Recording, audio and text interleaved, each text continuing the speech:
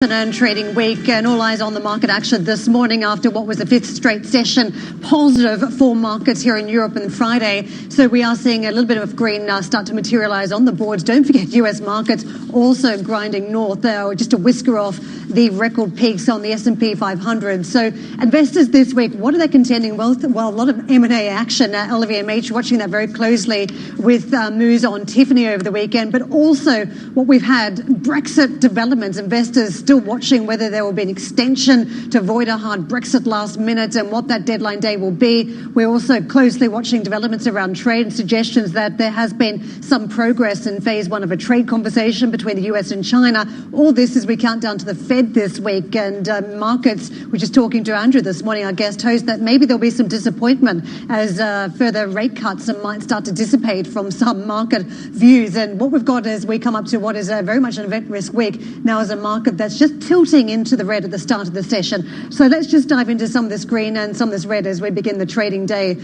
Towards the bottom of these charts this morning, in terms of underperformers that we're watching by a sector level versus some of the outperformers at the start. Autos at the top, banks at the very bottom of the boards trading down by about 0.6%. HSBC, one of the reporters today, a very disappointing set of numbers from the bank, and that stock is down 3% at the open, taking the overall basket of stocks lower.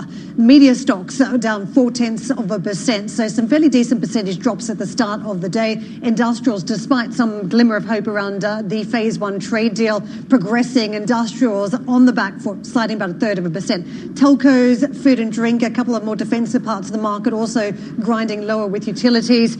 From there, we've got household goods trading a little bit firmer. This basket of stocks is what we're watching very closely this morning. LVMH, initial print seems to be firmer, about 0.8% in the green. A couple of other luxury names, Burberry also moving positive. Financials, about 1/10 higher. Oil and gas, 0.2 north. Basic resources, autos joining the mix of stocks towards the top of these boards. Let's see what the indices look like and the start of the day. The FTSE trades weaker, still holding 7,300 points, also breaking a winning streak Friday session. So it looks like back-to-back losses so far for that market, down by about 0.33%. Flat for French stocks. We are a little bit firmer for the DAX as it opens up for trade.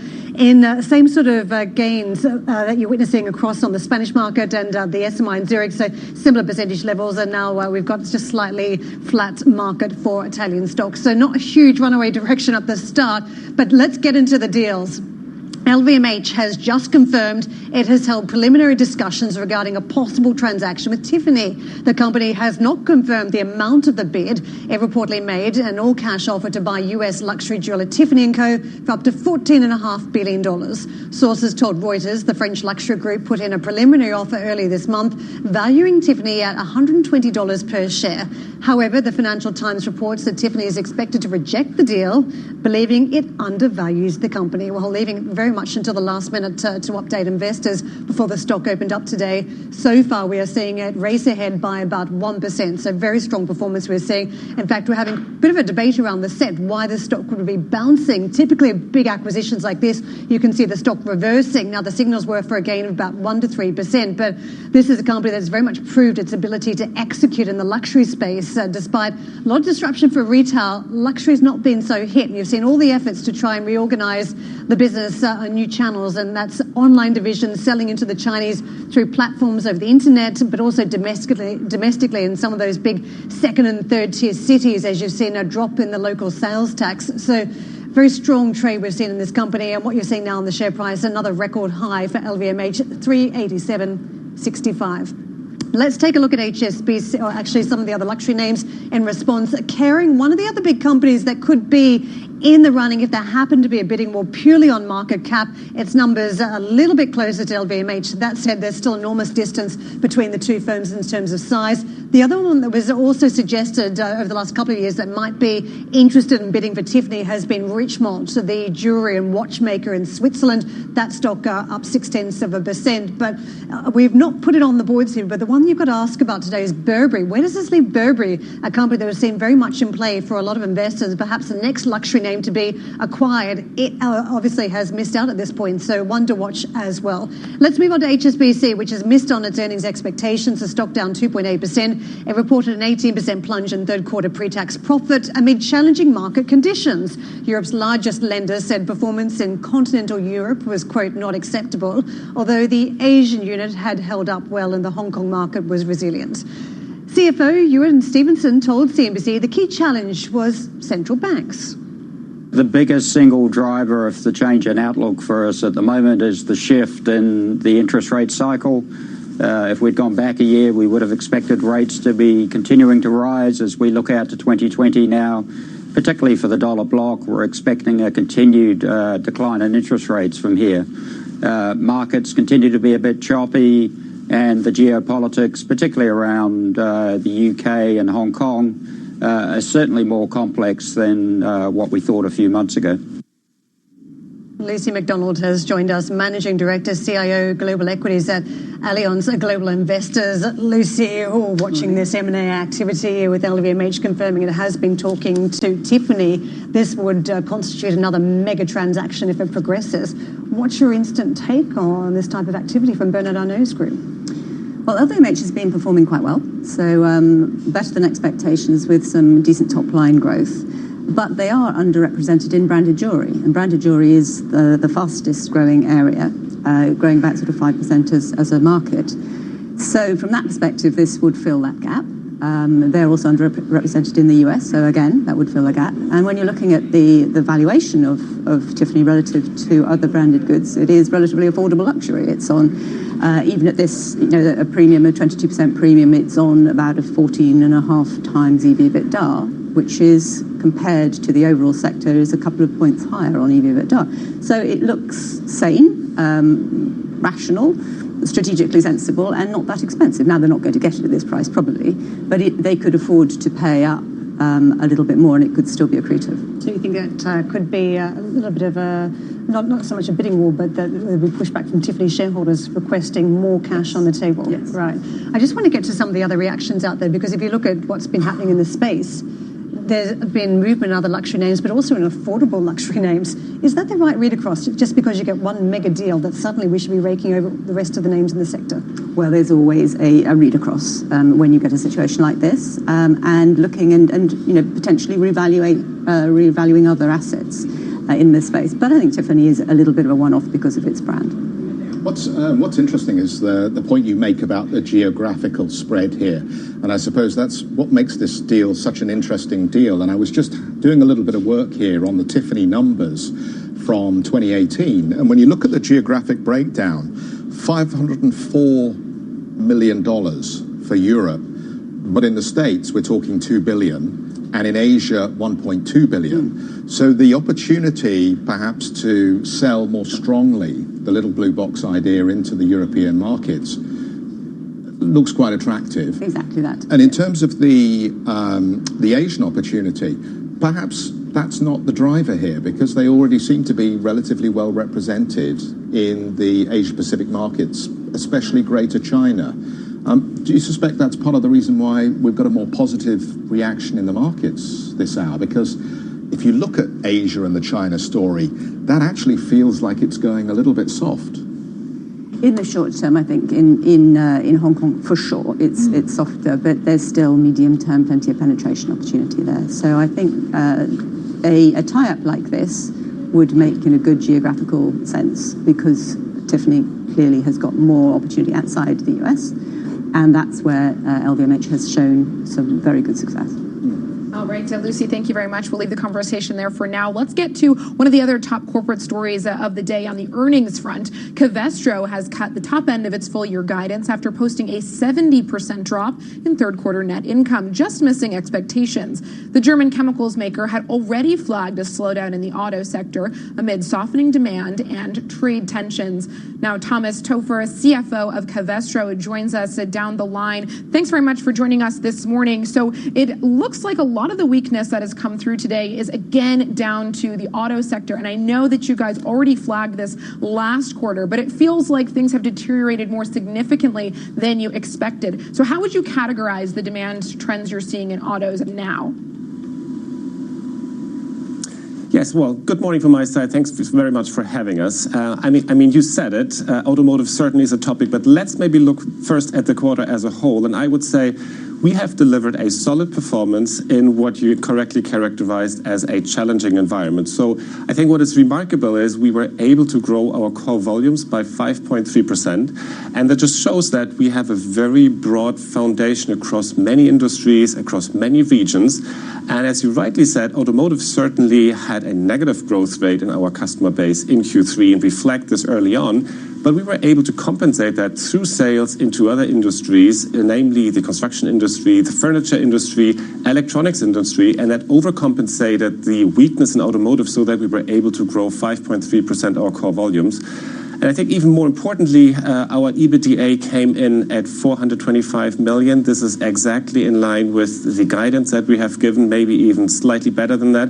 And therefore, again, I would say we were able to overcompensate some weakness here and therefore delivered a quarter which is solid in a challenging environment, as you correctly said.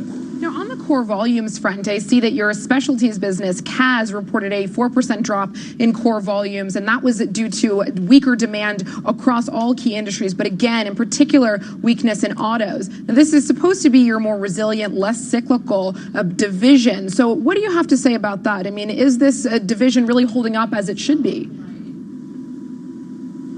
Well, I would say yes, it is holding up, but it cannot totally detach itself from especially automotive. We're delivering coating substances into the automotive industry, and that was definitely impacted this quarter. I think overall, if you look at the margin development also for the CAS segment, I would still characterize it as solid. And therefore, if you take the group as a whole, I would say we're holding up very well against the weakness in this particular automotive industry through sales into some other industries, because as I said, we have a very broad base and automotive is only 20% of our total sales. But what's clear as you look across the earnings report, Thomas, is that there is a real struggle here to get pricing power back on a lot of these products. Can you give us a sense of when you think perhaps the market may bottom in terms of pricing declines? Because without being able to reinstitute that pricing pressure, this is a business that will continue to erode margin, surely. Well, I think, first of all, what is very important is if you compare prices to 2018 and 2019, 2018 was an absolutely exceptional year. And we have numerous times said that because it was characterized by the fact that some of our competitors were not able to get their plants up and running, and therefore there was a severe shortage of supply in 2018. And we characterized this as fly-up margins, and we always said they would go away eventually. Now, this is exactly what happened in 2019, so it is, I would say, as expected, coupled with, of course, a weakness in the general economy. And therefore, yes, and we were just back to more normal levels this year relative to last year. However, and this is also why we totally confirmed our full year guidance with narrowed ranges for our key KPIs, especially for the EBITDA, where we said we would come in within the range that we had previously communicated. Now, to your question, I think definitely our expectation is that in the short term, there will be no recovery. So we're seeing 2020 probably also another challenging year and preparing the company for this environment. Thomas, I want to ask about CapEx. This has been a topic for investors, and now in light of the weakness that you have seen come through, albeit we have seen some of that weakness offset by other parts of your business that have been performing well, how committed are you to your current CapEx plans, and could we see an adjustment moving forward? Well, I think what is very important to understand, we cannot steer our CapEx on a quarterly level. It takes about 7 years from the decision to build a new site to the time when the first product is coming on stream. And therefore, of course, we're monitoring very closely what is happening in the environment. We're really scrutinizing all the investments. But what I can tell you is we're absolutely convinced that our CapEx is creating value because it is the foundation for the future profitable growth of the company. And therefore, yes, of course, we're always looking at our CapEx plan and checking whether it is in line with our internal thresholds in terms of performance, but we're not adjusting it on a short-term basis. And therefore, in general, we keep CapEx as one of the key strategic pillars for the future growth of the company. We've got to wrap it up. Thomas, nice to have you on the program. Thanks so much for joining us. Thomas Töpfer is the CFO of Covestro. Question for our analysts around the desk this morning, both Andrew and Lucy. The fact that we see volume resin prices weak for the third quarter and flat running into the fourth quarter, something Juliana, as a former chemicals analyst, gets very excited about, surely tells us that we've got a problem here with growth and with cyclical stocks going forward. Is this a big kind of waving of a red flag here, just to be very wary about going back into value or apparent value propositions with this backdrop of weakening trends in such a critical area as volume resin? Yeah, we've seen a lot of concern about cyclicality in the stock markets this year. So you've seen a big divergence between growth and value, and cyclicals lagging the more sort of bond proxies and growth all year, until very, very recently, where you've seen a little bit of bottoming out in that. And you've seen quite a disappointment on earnings of the more cyclical sectors. Because Andrew here wants us to buy value in Europe, don't you? I do. Yeah. Well, I think isn't this a risk that there are lots of traps out there waiting for us? Yeah, I think that there are. So, I mean, one thing we do have to realize is the price that we're paying for that value. And again, I think the way that our European equity team has thought about it is actually some of the cyclical value is not as cheap as some of the other parts of it. We recently upgraded banks to overweight. Now they have their own challenges, but are not maybe impacted by some of the industrial cycle as much. We like telecom, again, a type of one of the few types of defensive value.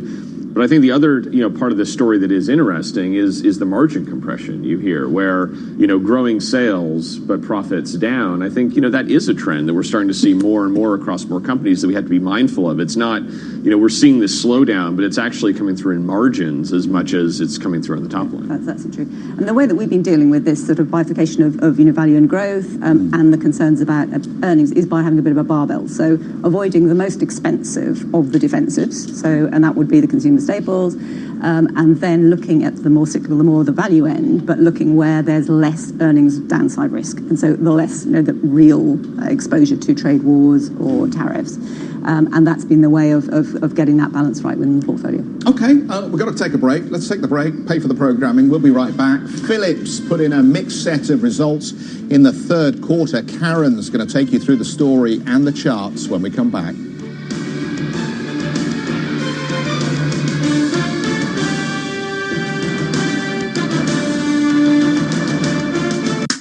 Most people think of Verizon as a reliable phone company. But to businesses, we're a reliable partner. I can find and fund my car, from a Mini to a Jaguar. Feel good car buying from findandfundmycar.com is the place where you can find quality used cars from trusted dealers rated by you, and where you can fund your car with finance to fit your budget. It's feel good car buying, all in one place. Shouldn't be a carry on, choose findandfundmycar.com. Whatever job you're searching for, you can find it on LinkedIn. First jobs, flexible jobs, work from home on a Friday jobs, advertising jobs, accounting jobs, HR, PR, even ER jobs, Soho jobs, Shoreditch jobs. Keep me away from the central line jobs. Banking jobs, building jobs, never ever boring jobs. Small jobs, big jobs, lunch in Borough Market jobs, or even voiceover jobs, which is how I ended up recording this ad. Search millions of jobs on LinkedIn and find one meant for you. It's hard to find a children's gift which doesn't have a short shelf life. They'll eat all the chocolates in 5 minutes, finish their video games by the end of the week, and grow out of their trainers before you know it. So instead of buying them something just for Christmas, buy them something that's for life. Premium bonds from NS&I. Every month they'll have the chance to win cash prizes. And now you can buy premium bonds for any child. Start their savings journey from just £25. Search Gift Premium Bonds to find out more. When it comes to music, I've heard it all. Pink Floyd, Sean Paul, Slipknot. But in the Which Test Lab, hearing isn't enough. When we test headphones, we really listen. Not just to the music, but to the stuff that gets in the way. The traffic, the chatter, all that. Mind the gap. We simulate the loudest commute to find you the headphones that cancel out the noise. So you know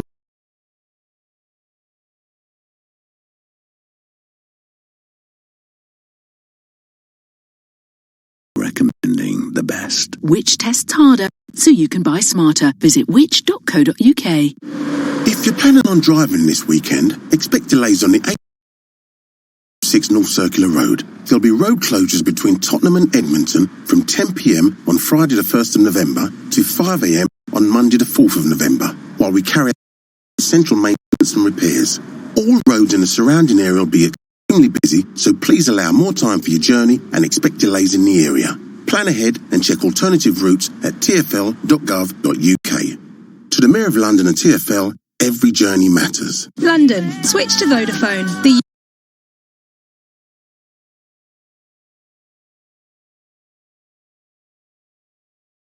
UK's best mobile network and V Unlimited, because the best phones deserve the best network and our new unlimited data plans. The future is exciting. Ready? Vodafone. Max download speeds apply to unlimited data. Best network as voted by readers. Trusted reviews. Terms at vodafone.co.uk/unlimited.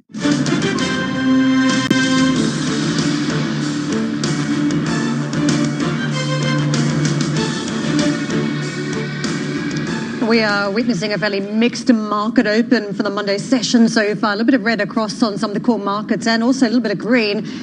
Some of the stocks to watch. Philips, one that has been focused for us this morning, as it grinds higher by almost 0.4%. It has posted, quote, mixed results for the third quarter. The Dutch health tech company reported a 3% rise in core profit despite flat order intake. The results were in line with preliminary results released earlier this month, which saw it cut its profit margin target, wiping 3 billion euros off its market value. Frans van Houten, the CEO, told CNBC earlier this morning that the company was still weathering the impact of global trade tensions. We call the quarter a mixed result because it is a bit of a paradox. On the one hand, we had this very strong revenue growth, 8% across all businesses and across all geographies. So in fact, that is very good news. At the same time, we see that in particular Connected Care was affected by some headwinds, and that includes the trade wars. The other businesses were able to mitigate those trade wars a bit faster. Connected Care has a complex supply chain with many products, and we were unable to move fast enough to offset some of these tariff impacts. And to be honest, we also had a few other headwinds in Connected Care in the quarter, such as a somewhat weaker product mix. But overall, I remain confident about our ability to improve in the future. Let's move on to ThyssenKrupp. I want to show you this stock. Performance decent today, 1%, but also over the last 3 months, 16% higher. A lot of self-help measures from the German company. The biggest union in Germany, in the meantime, says it will not sign off on a sale of ThyssenKrupp's elevators unit unless potential buyers agree to sweeping concessions for workers, all this according to a Reuters report. The head of IG Metall also told the news agency that the union would fight any potential job cuts. Jeff. Thanks very much indeed. Let's go back to the conversation around the desk then. Lucy McDonald is here with us, Managing Director, CIO, Global Equities at Allianz Global Investors, and Andrew Sheets is our guest host this morning from Morgan Stanley, where he is Chief of Cross-Asset Strategy. Lucy, where would you have our audience put their money then? We're coming sort of to the end of October. We haven't had the big bust that many bears worried about, but we do seem to be topping, as we were discussing earlier, on the US indices, and some of the data is weakening. What do you do from here? Well, look at where there is a relative value around the world and across the sectors. From where we are looking, that looks to be healthcare, looks within the whole defensive space, looks relatively undervalued. There's quite a lot of concern which is priced in there for US regulation that we don't think is going to materialize. And it's also probably depressed the whole sector, so thrown out babies with bathwater. So I think within there, managed care looks quite interesting. And then on the more, sort of cyclical or growth areas, I think within some of the industrials, there's some good actually technological structural growth in there, which has probably been derated. So that I think looks sort of quite interesting as well. And then tech, there's still quite good growth in software. We've seen, Microsoft came out last week, so cloud software is still growing. So there's still, pockets of growth and there's pockets of value.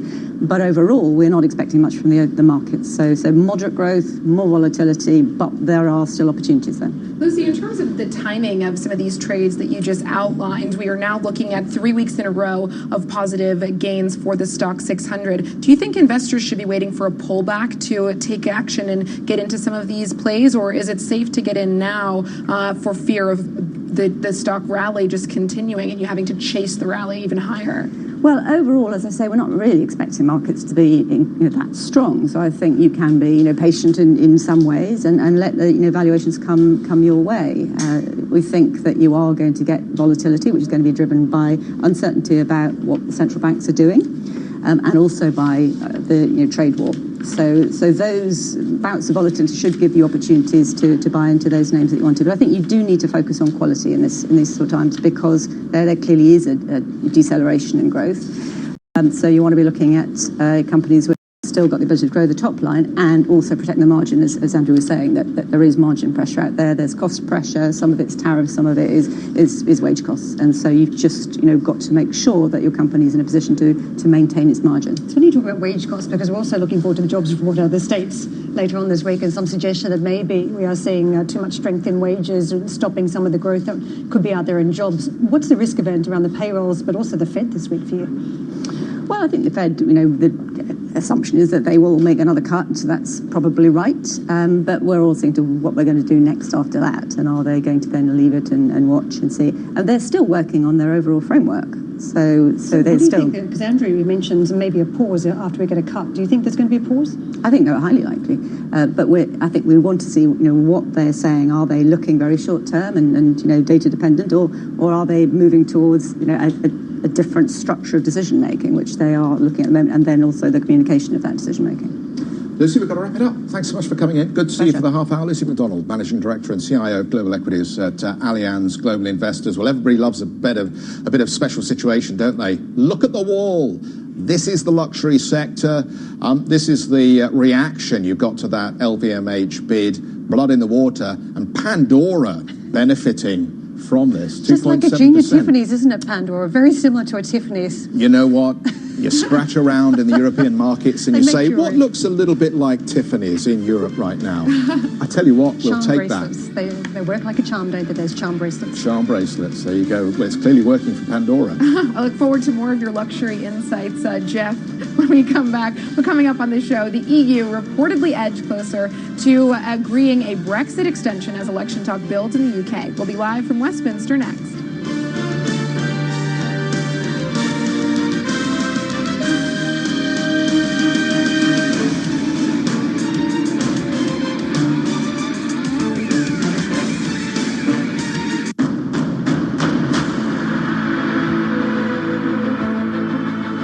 Got to tell you about our beautiful city break in Bath. Midweek is the perfect time to beat the crowds. Just an hour and a half by train from London. It was so relaxing. We headed straight for Bath Christmas Market. Oh, I can still smell the roasted chestnuts and mulled wine from the chalets. We dropped off our Christmas shopping at the hotel. Then it was off to be spellbound at the Theatre Royal Bath. There's so much to do in Bath. I'm already planning my next trip. Discover the magic of Bath this Christmas. Plan ahead at visitbath.co.uk/Christmas.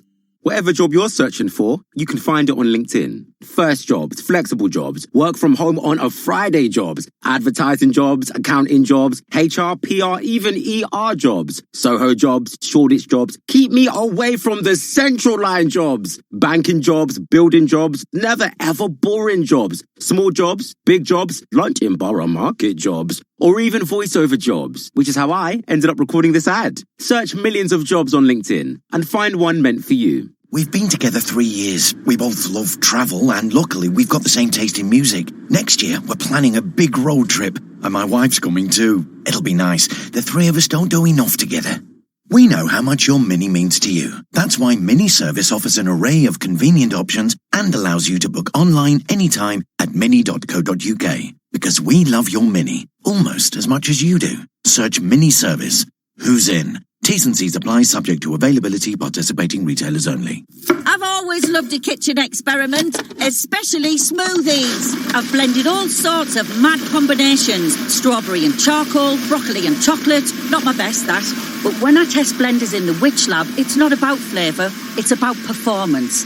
Our tests use proper tough stuff, hard ice, strong veg, rough nuts. And the blenders that can hack it are the only ones we recommend for your kitchen. Which tests harder so you can buy smarter. Visit which.co.uk.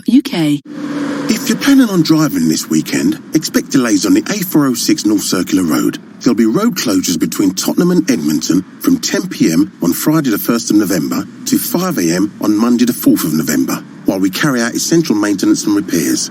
All roads in the surrounding area will be extremely busy, so please allow more time for your journey and expect delays in the area. Plan ahead and check alternative routes at tfl.gov.uk.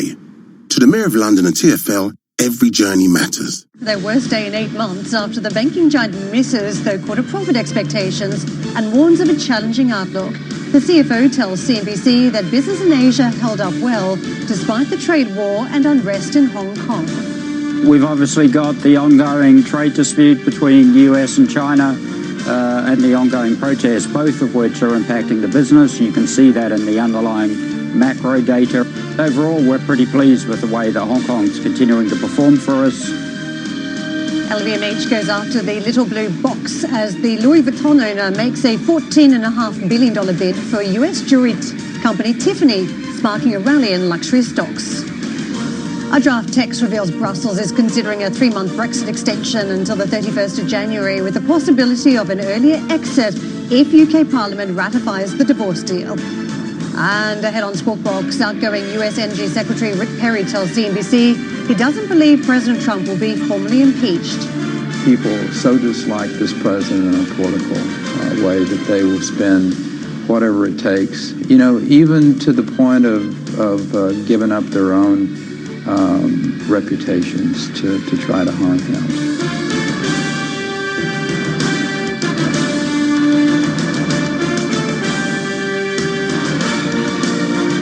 Well, we're now about a half an hour into the European trading session, and it's really a mixed picture. The overall picture is slightly negative. The Stoxx 600 down about 0.08%. This, of course, comes after 3 weeks in a row of gains for the main benchmark here. Corporate earnings firmly in focus here in Europe and also stateside. We've got about 145 names reporting in the U.S. this week, and already this morning we've kicked off with a raft of corporate earnings in Europe. And putting it all together, investors taking a fairly cautious tone this morning. Big news, of course, in the deal-making space with LVMH. We'll get a look at the luxury sector in just a moment. But in addition to corporate earnings this week, we've also, of course, got the Fed meeting concluding on Wednesday, and then some more macro data coming through toward the end of the week. Now, looking at the different sectors, again, as I said, a very mixed picture. At the top, we've got the cyclicals, autos, basic resources, technology, and industrials. And then at the bottom, we've got banks, utilities, and telecoms.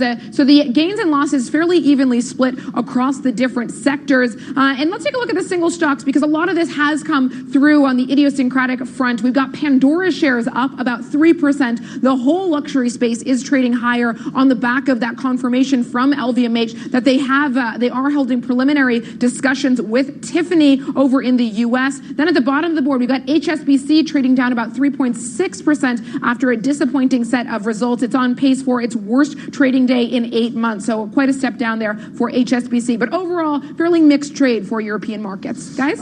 Thank you very much indeed for that. Karen and I just musing on the excitement around Virgin Galactic, which almost seems to be non-existent this morning. Investing in space travel. Yes. Is it a sign of the times about how far we've gone down the risk curve that investors are now being asked to pour money into a space venture? Just to go up and take a quick look, float around in a spaceship and then come back down to Earth. Where does, these are going to list on the NYSE. Andrew, are you excited at all about space tourism? Didn't expect that question, did you? I did not. When you arrived here this morning. I did not prep for that question. I do. We at Morgan Stanley, we have initiated on the space economy, which we think over the next 30, 40 years will be huge. Space tourism is not the main part of that, but that's That's satellites, that's other kind of broad-based, space infrastructure.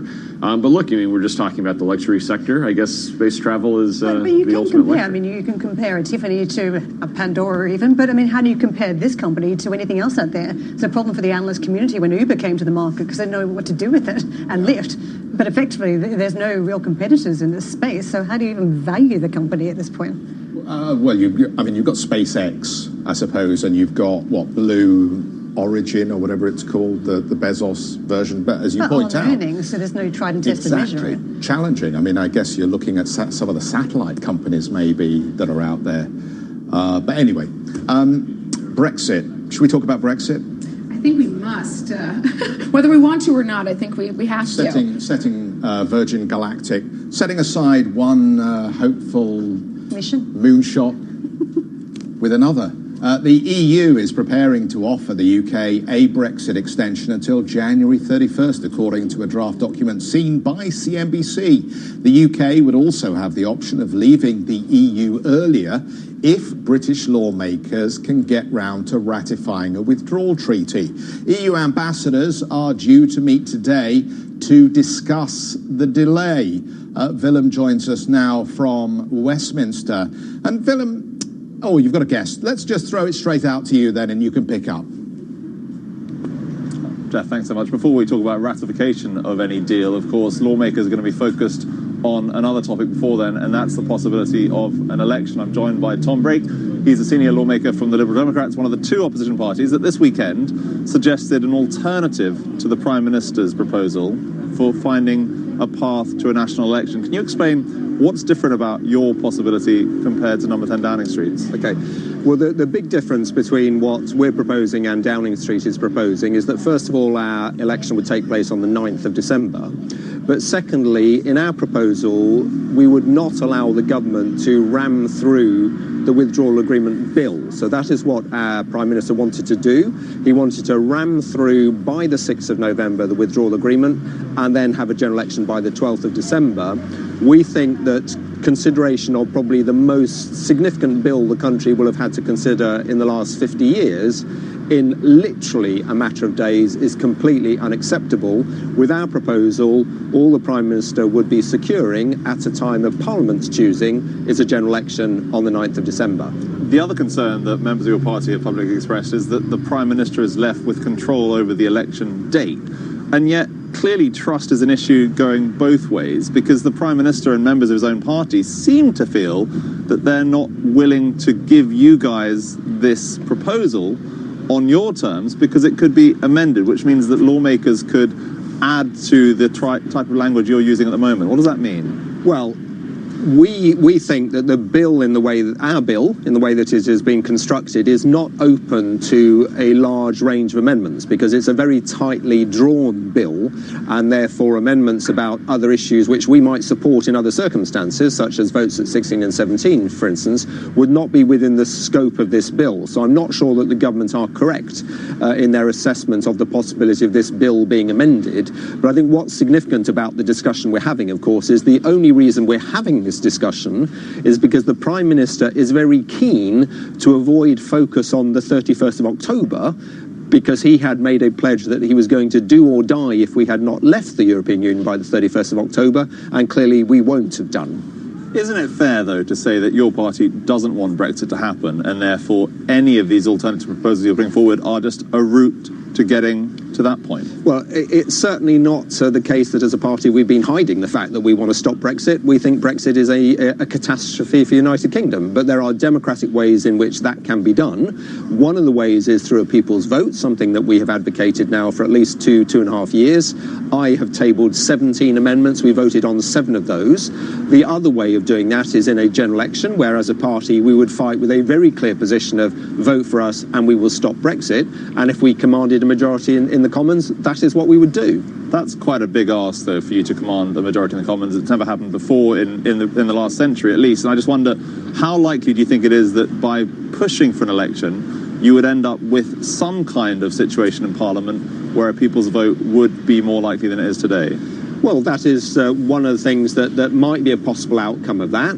If the general election becomes very much are you in favour of us remaining in the European Union or are you in favour of us leaving? And, the polls at the moment suggest that people on the whole would prefer to remain rather than leave. It's possible that might lead to an outcome of that nature where a people's vote might then be the thing that Parliament could bring forward. Just final question. Is the split inside the largest opposition party, Labour, the biggest challenge to both yourself and to Boris Johnson? Well, certainly the split within Labour has been the biggest challenge to us from the outset in terms of trying to stop Brexit and secure a people's vote, because until Jeremy Corbyn gets on board, gets with the programme, so to speak, I'm afraid it is very challenging to secure that people's vote or indeed to stop Brexit, which is what the Lib Dems want to do. Tom, we'll leave it there. Thanks so much for joining us this morning. That was Tom Brake. He's a member of the Democrats and their spokesperson, their point person on Brexit, guys. All right, Willem, thank you very much for bringing us that interview from Westminster.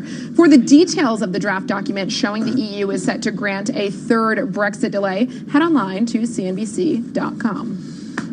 This Brexit story is going to run us, by the looks of it, this is going to run us through the end of the year here. The budget's been sort of sidelined. The Tories are promising all sorts of fiscal expansion if they remain in power at this point.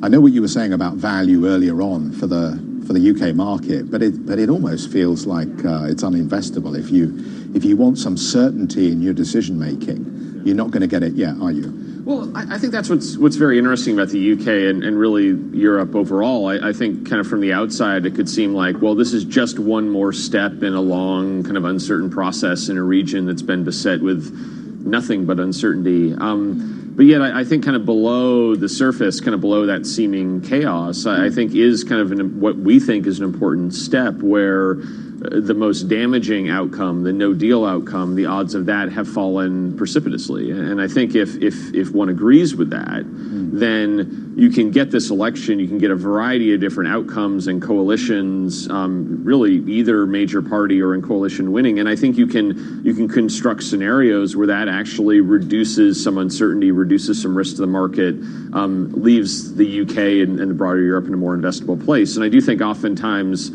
the most interesting moments for markets are when they are inexpensive. There's been a reason why the market thinks that's very justified. It's uninvestable. It's inherently uncertain, and something changes for that. And I think one interesting analogy is if we think back to Mario Draghi, right? So it's great to kind of celebrate good time to celebrate his tenure. The Bumblebee speech where he said he would do whatever it takes.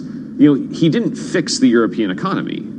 The European economy is not very strong as a result of what the ECB has done, but they removed that uncertainty. They removed that tail risk. They removed that risk that it would break up, I think, or at least I think they did a lot to reduce that. And that was clearly, a big enough thing that it changed a lot of the other investment decisions in the region, even if the growth backdrop has not really picked up. So what we've had here being, I'd rather be dead in a ditch.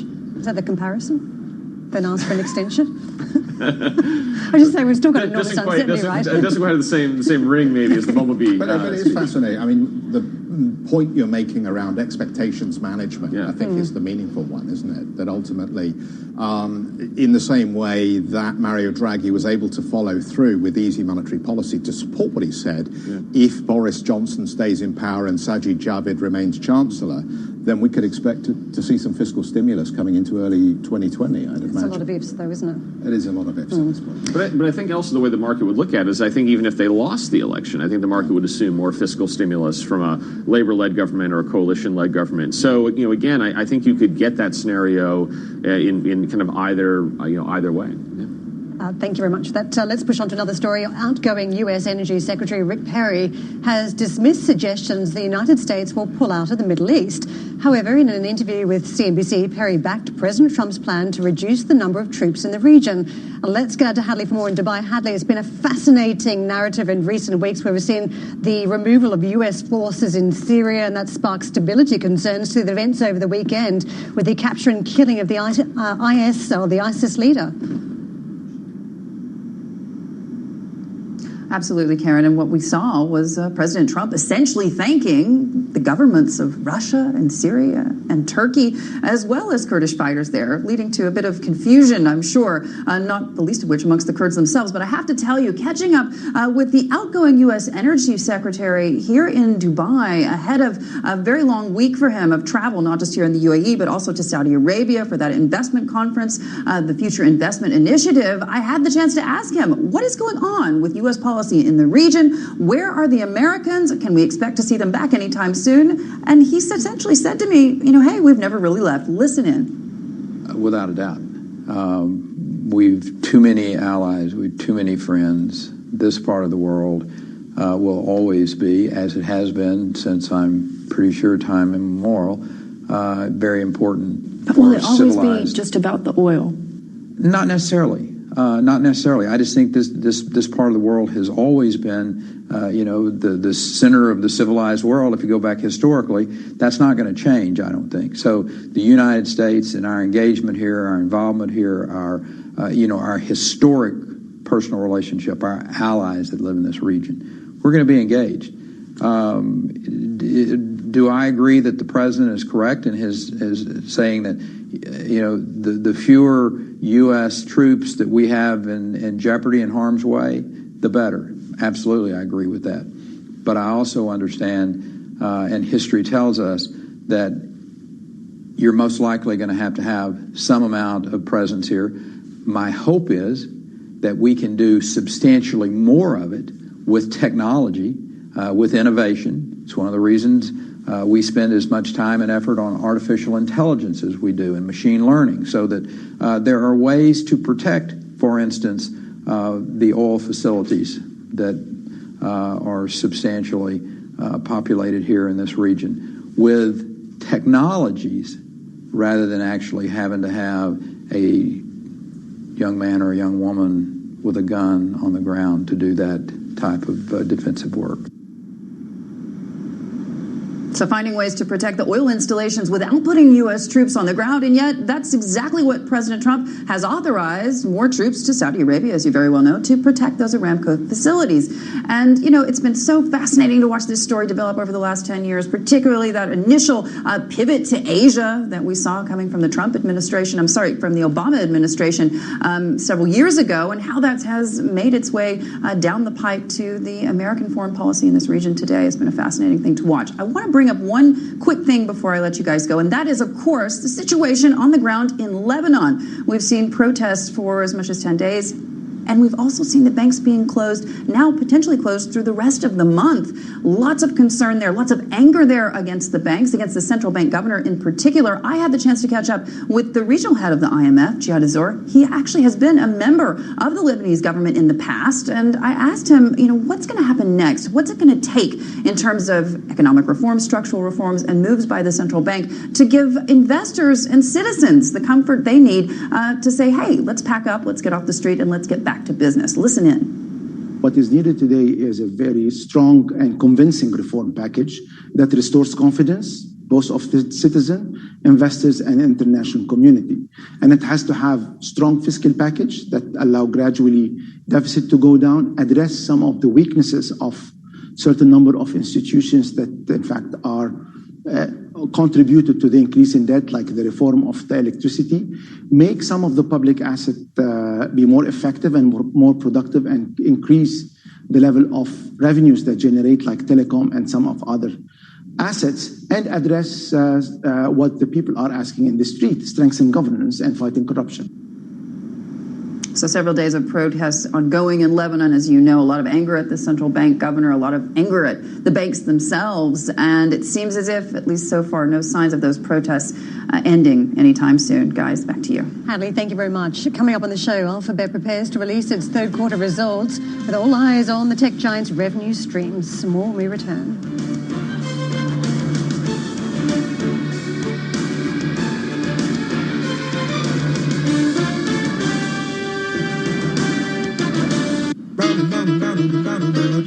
When you look at the world, 1 in 10 Londoners surveyed said they'll give more to charity in the next 12 months. Are you one of them? At CAF, we help generous people like you support their favourite charities by making giving simple. And we provide charities with the tools they need to perform at their best. So together, we can make a bigger difference for our communities. We're a charity and a champion for better giving. We are CAF, and we make giving count. Visit cafonline.org to find out more. Whatever job you're searching for, you can find it on LinkedIn. First jobs, flexible jobs, work from home on a Friday jobs, advertising jobs, accounting jobs, HR, PR, even ER jobs, Soho jobs, Shoreditch jobs. Keep me away from the central line jobs. Banking jobs, building jobs, never ever boring jobs. Small jobs, big jobs, lunch in Borough Market jobs, or even voiceover jobs, which is how I ended up recording this ad. Search millions of jobs on LinkedIn and find one meant for you. Why is Lizzie going rental for Fizzy Haze? Is it because her flat is so beautiful and spacious? Snazzy! Or has roof terrace, garden and party room? Surprising! Or because it's 18 minutes to Paddington? Easy! With friendly staff on hand to take any deliveries? Amazing! Or just because her fuzzy friend can live there too? Find your new home at fizzyhaze.com. Fizzy Living, reinventing renting.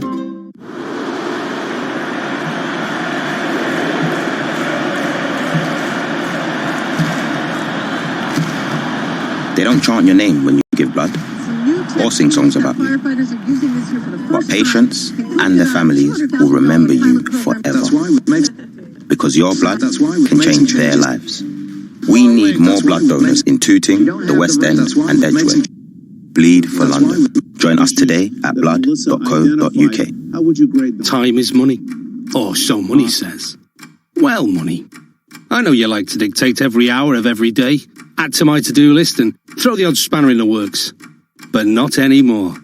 This is my business, and I run it on my watch. I'm in control now, money. And times are changing. Save time with instant business invoicing, now on the Barclays app. Search Barclays Business and make money work for you. Must have a Barclays business account. T's and C's apply. When it comes to music, I've heard it all. Pink Floyd, Sean Paul, Slipknot.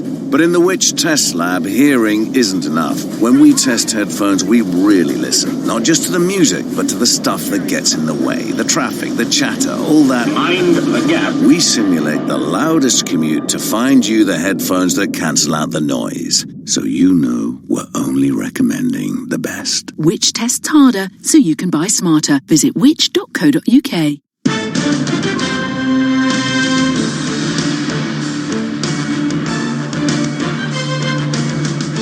Welcome back, everybody. South Africa is into the final of the Rugby World Cup after edging out Wales in Yokohama. The Southern Hemisphere side emerged victorious on a score of 19 points to 16, boosted by a try from Damien de Allen. The Springboks will now play England in the final after the Eddie Jones coach side beat New Zealand 19-7 on Saturday.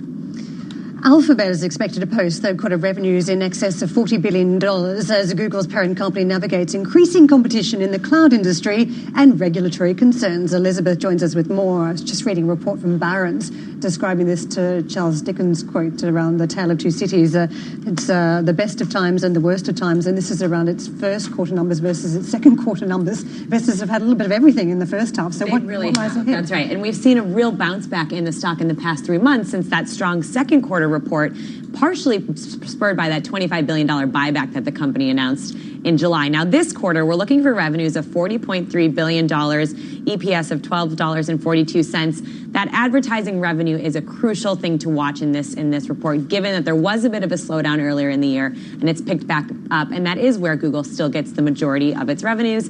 We are also looking closely at this cloud growth. This is a huge competition playing out right now between Amazon, Google, and Microsoft, and we're seeing in the past week's reports from Amazon and Microsoft how much cloud is driving the bottom line. So we're going to be closely looking at Google's cloud revenues. Aren't specifically broken up by revenue, so you have to kind of sift through its other revenues to get a sense of that. So we'll be looking very closely there. Also, that'll be weighing on its operating margins. Of course, we know cloud is so high margin that if it looks like it's making big investments in things like data centers, that could ultimately mean its margins are a bit lower. Finally, we can't talk about Alphabet or really any big tech company without talking about the regulatory concerns weighing on the outlook here. We know that Google is subject to an antitrust review by the Department of Justice, in addition to a big antitrust investigation by several state attorneys general. Now, I know on the back of Amazon's results, you noted that during the conference call, regulation wasn't really a central feature. What are we expecting in terms of the regulatory front for Alphabet tonight? This has been a little bit more front and center for Alphabet, given that they've disclosed that there are more ongoing investigations. And in the past quarter, that state attorney's general investigation is new. So you can expect that analysts will at least ask, how are these investigations weighing on its outlook? Is it setting money aside for possible fines? We know that it's already had to do that on 3 separate occasions here in the EU. Ultimately, the company has maintained a fairly, optimistic look on all of these regulatory hurdles, but it's probably going to come up tonight. Andrew, weigh in on this because obviously we're focused on the ability of the tech sector to continue to be a driver of upside momentum. Yeah, so we're underweight tech as a sector in the U.S. We're probably most concerned about some of the probably more expensive secular growth names. But, I do think it's interesting. I think in some ways our concern is that this is a cyclical sector kind of masquerading as a defensive sector, and that if growth is slowing down, that these companies will not be immune from that. And even if we look at the year-over-year earnings growth in the U.S. tech sector, it's showing one of the weakest levels of year-over-year earnings growth of any of the major sectors. So I think it kind of gets this halo effect of whatever's going on, tech will always be fine. And in terms of the actual underlying earnings power, it's already started to slow, and we worry that continue. That said, if you look at Alphabet stock, there is an argument that it is undervalued versus the sum of its parts. If you look at the different parts of the business, self-driving Waymo, that's so far into the future, and talking about revenue models from autonomous seems very hard to put into Google's model at this point. So I wonder whether it is being trapped a little bit by some of these big futuristic investments. I think it has, and I think those still make up such a small slice of revenues. Investors don't really know how to value them, but if they do continue to invest so many funds in, not just in that self-driving unit, but also in ventures like its health venture, which is something that we've seen is an increasingly big focus of these big tech companies as a push into health. So if those end up being kind of major earnings drivers, that could totally change the way that people look at these companies, and it's not so much about ads and cloud, it's about that too. Andrew, just briefly, we'll give you the final word here then. What's the issue of the week that we need to be focused on, the Fed or something else? I think the Fed will be very important, and I think that next jobs print as well. I think the one thing that I think could really change the market psychology is any signs that the labor market is stopping to strengthen. Andrew, good to have you in. Thanks very much for joining us. Andrew Sheets with us from Morgan Stanley. Elizabeth, thank you very much for running us through the latest on Alphabet. And that is it for Squawk Box. And because of the peculiar changes for the clocks, no street signs this morning. We go straight to Worldwide Exchange. We'll see you tomorrow. Bye-bye.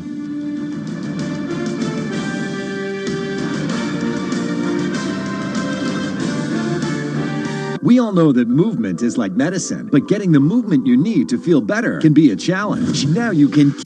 1 in 10 Londoners surveyed said they'll give more to charity in the next 12 months. Are you one of them? At CAF, we help generous people like you support their favourite charities by making giving simple.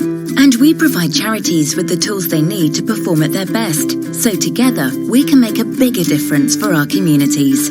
We're a charity and a champion for better giving. We are CAF, and we make giving count. Visit cafonline.org to find out more.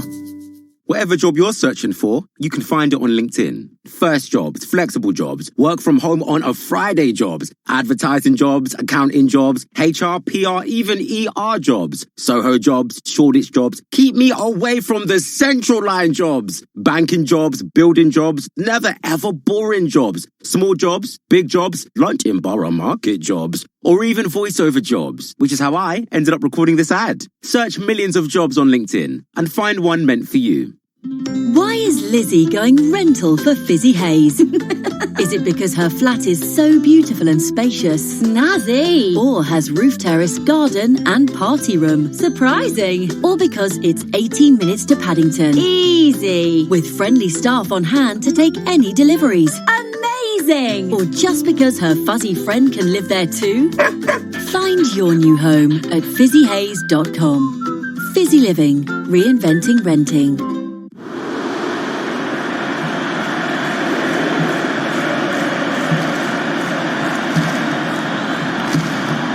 They don't chant your name when you give blood or sing songs about you. But patients and their families will remember you forever. Because your blood can change their lives. We need more blood donors in Tooting, the West End and Edgware. Bleed for London. Join us today at blood.co.uk. Time is money. Or so money says. Well, money. I know you like to dictate every hour of every day, add to my to-do list and throw the odd spanner in the works. But not anymore. This is my business, and I run it on my watch. I'm in control now, money. And times are changing. Save time with instant business invoicing, now on the Barclays app. Search Barclays Business and make money work for you. Must have a Barclays business account. T's and C's apply. I've always loved a kitchen experiment, especially smoothies. I've blended all sorts of mad combinations. Strawberry and charcoal, broccoli and chocolate. Not my best, that. But when I test blenders in the Witch Lab, it's not about flavour, it's about performance. Our tests use proper tough stuff, hard ice, strong veg, rough nuts. And the blenders that can hack it are the only ones we recommend for your kitchen. Which tests harder so you can buy smarter. Visit which.co.uk. This autumn, as the nights draw in, beat the cold with Now TV. Curl up with the latest blockbusters, including Bohemian Rhapsody and Hotel Mumbai.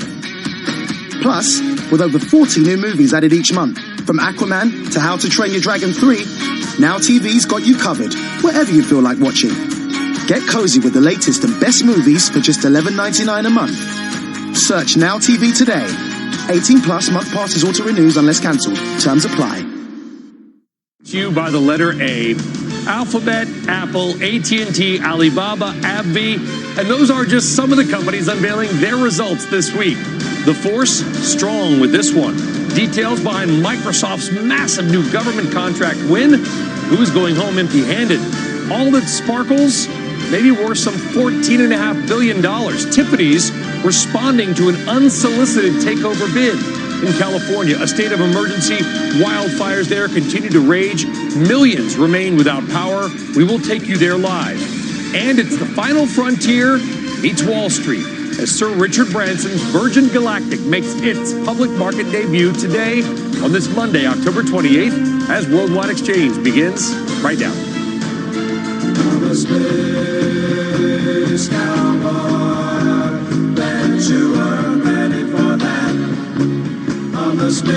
Well, good morning, good afternoon, or good evening, and welcome from wherever in the world, or maybe the galaxy that you may be watching. I am Brian Sullivan. Your chart of the morning has got to be shares of Tiffany's. They are surging nearly 20% right now. French retailer LVMH, Louis Vuitton Moet Hennessy, confirming it is in preliminary talks with the company about buying it. LVMH would become the undisputed global king of luxury if the deal happens. It's still an if, but the market buying into it, I mean, as soon as that headline broke, boom, 19% pop in shares of TIF. We're going to get more on this story coming up. But first, overall, there is certainly a lot of green on the screen this morning to start your week. We've got Dow futures. They're up, not a lot, but they're up about 50 points right now. NASDAQ, technology is what you might want to watch because actually kind of quietly, don't tell anybody, the NASDAQ coming off its best weekly performance in a couple of months. And on Friday, the S&P 500 came within 1 point, just one little point of its all-time high. Certainly could get there today. And bonds, as stocks have gone up, bonds have come down a little bit, but not a lot. The 10-year note ticking up a bit to 1.83, but still well lower than it began the year. So watching bonds and stocks today. And as we have been talking about a lot right here on this little show, you got to watch Japan because the Nikkei 225 hitting yet another gain and a new 52-week high today. We'll show you a chart on that a bit later on in the show. The Chinese markets are also higher despite the 21st straight weekend of protests in Hong Kong. The markets there don't care. Obviously, the Chinese government perhaps supporting their equity markets in Shanghai and Hong Kong, both rising 0.8%. And if you notice the trend in Europe, we got slight gains across the board as well. Oh, it flipped. I stand corrected. Well, how about this? The German market is showing a gain this morning. The rest, but they're down very, very fractionally. All right. That right there, my friends, is the setup. but things could certainly change on an earnings dime, because this week is a big week for many reasons. First, you might have heard about these earnings. Well, this is the busiest week for them. More than 140 S&P 500 companies will release their numbers. 6 Dow names also on tap this week. But it's not just earnings. The economy and central bankers also front and center. Wednesday is your Fed meeting. The Fed could cut interest rates again, as well as continue to expand their balance sheet. Now, on Friday, you got the monthly jobs number. Though keep this in mind, and I'm not trying to take anything away from it, but the GM strike figures are likely to alter those numbers. Remember, a lot of people out of the workforce from the UAW for the month. That could tweak the numbers just a bit. Either way, earnings, the Fed, the jobs number, and some key inflation and manufacturing data toward the end of the week. That's your setup. All right. Then there's trade news. The U.S. and China appear to be moving closer to a phase 1 deal. China's Vice Premier Liu He spoke with U.S. Trade Rep Robert Lighthizer and Treasury Secretary Steven Mnuchin on Friday.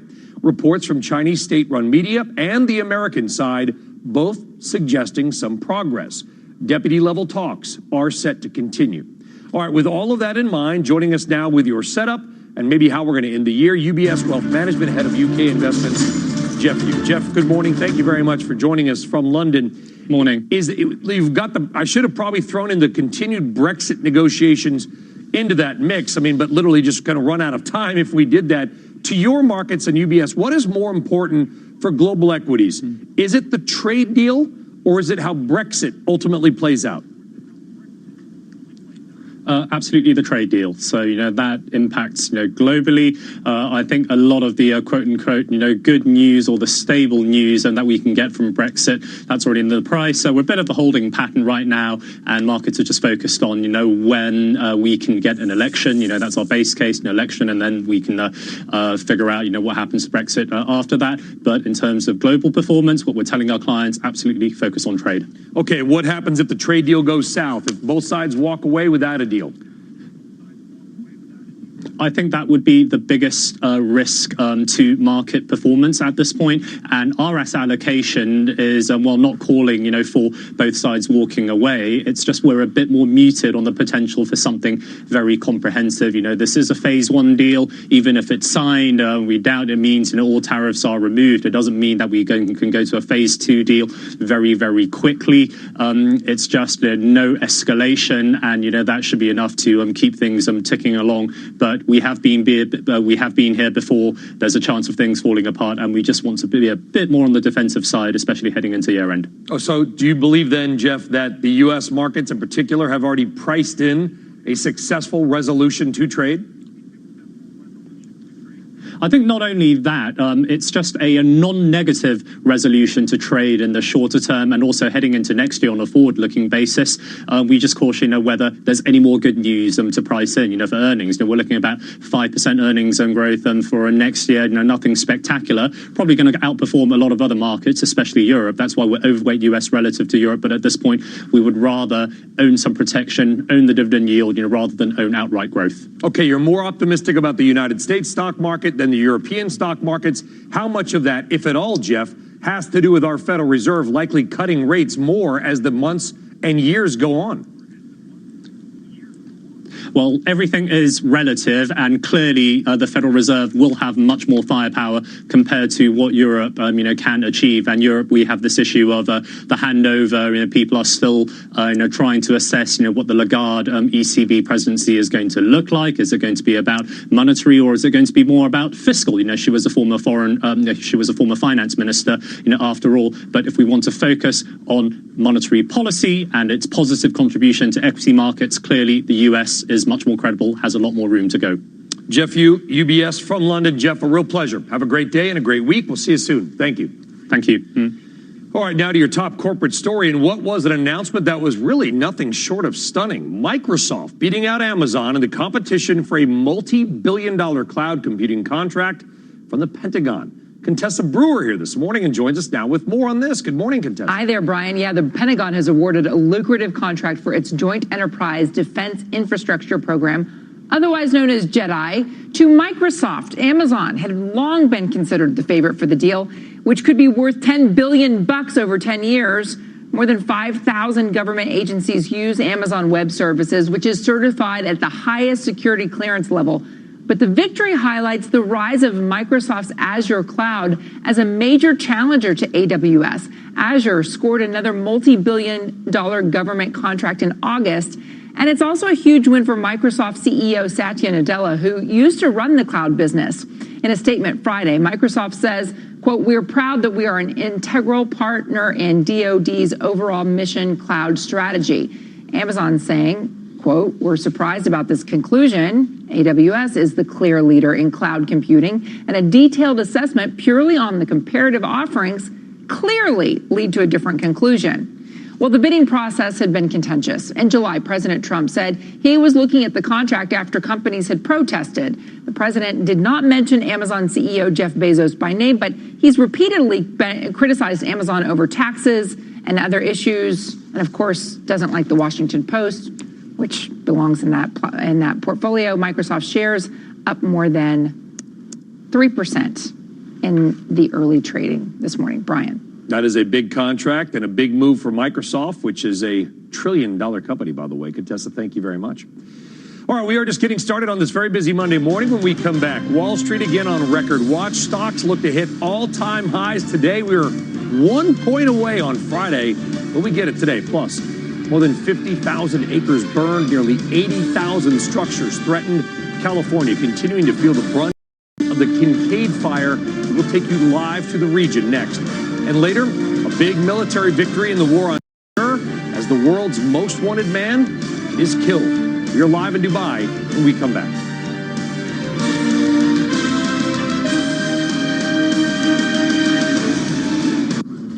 So it's not fair. Self-service checkouts. Let's forget the fact you're now working on a supermarket checkout. As soon as you put anything past the scanner and placed it down on that bagging area, you literally just nudge. Literally, a blueberry falls out the bag. And it's going, thanks to going assistance. You need assistance. And they got to wait there for hours because everyone else is moving things. It's just not fair. If you want fair, you want fibre broadband from TalkTalk. Search TalkTalk Fibre. Fairer broadband for everyone. There's something for everybody this Halloween at Aldi. Dead good sweets, decorations, face paints. Be afraid. Be very afraid to miss out on these shockingly low prices. In store now. Everybody get to Aldi for an amazing Halloween. Halloween's back, alright. Sean, tell us about your upcoming Shaun the Sheep movie. Oh yeah, that was a good bit. Really? I never looked at it that way. Wow, you do your own stunts. Wait, that's my line. See Farmageddon, a Shaun the Sheep movie, as part of your year of endless adventures with Meerkat Movies. Oh, spoiler alert. You just gave away the ending.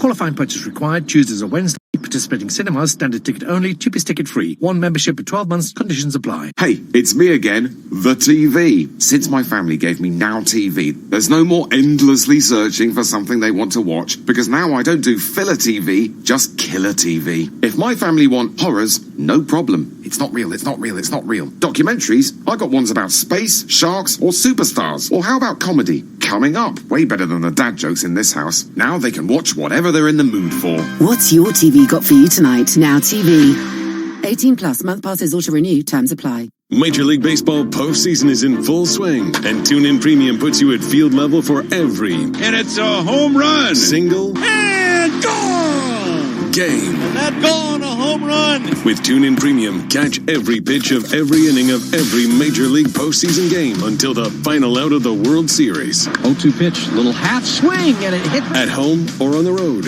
Major League Baseball's postseason action is on TuneIn Premium. And that ball is gone. Upgrade today.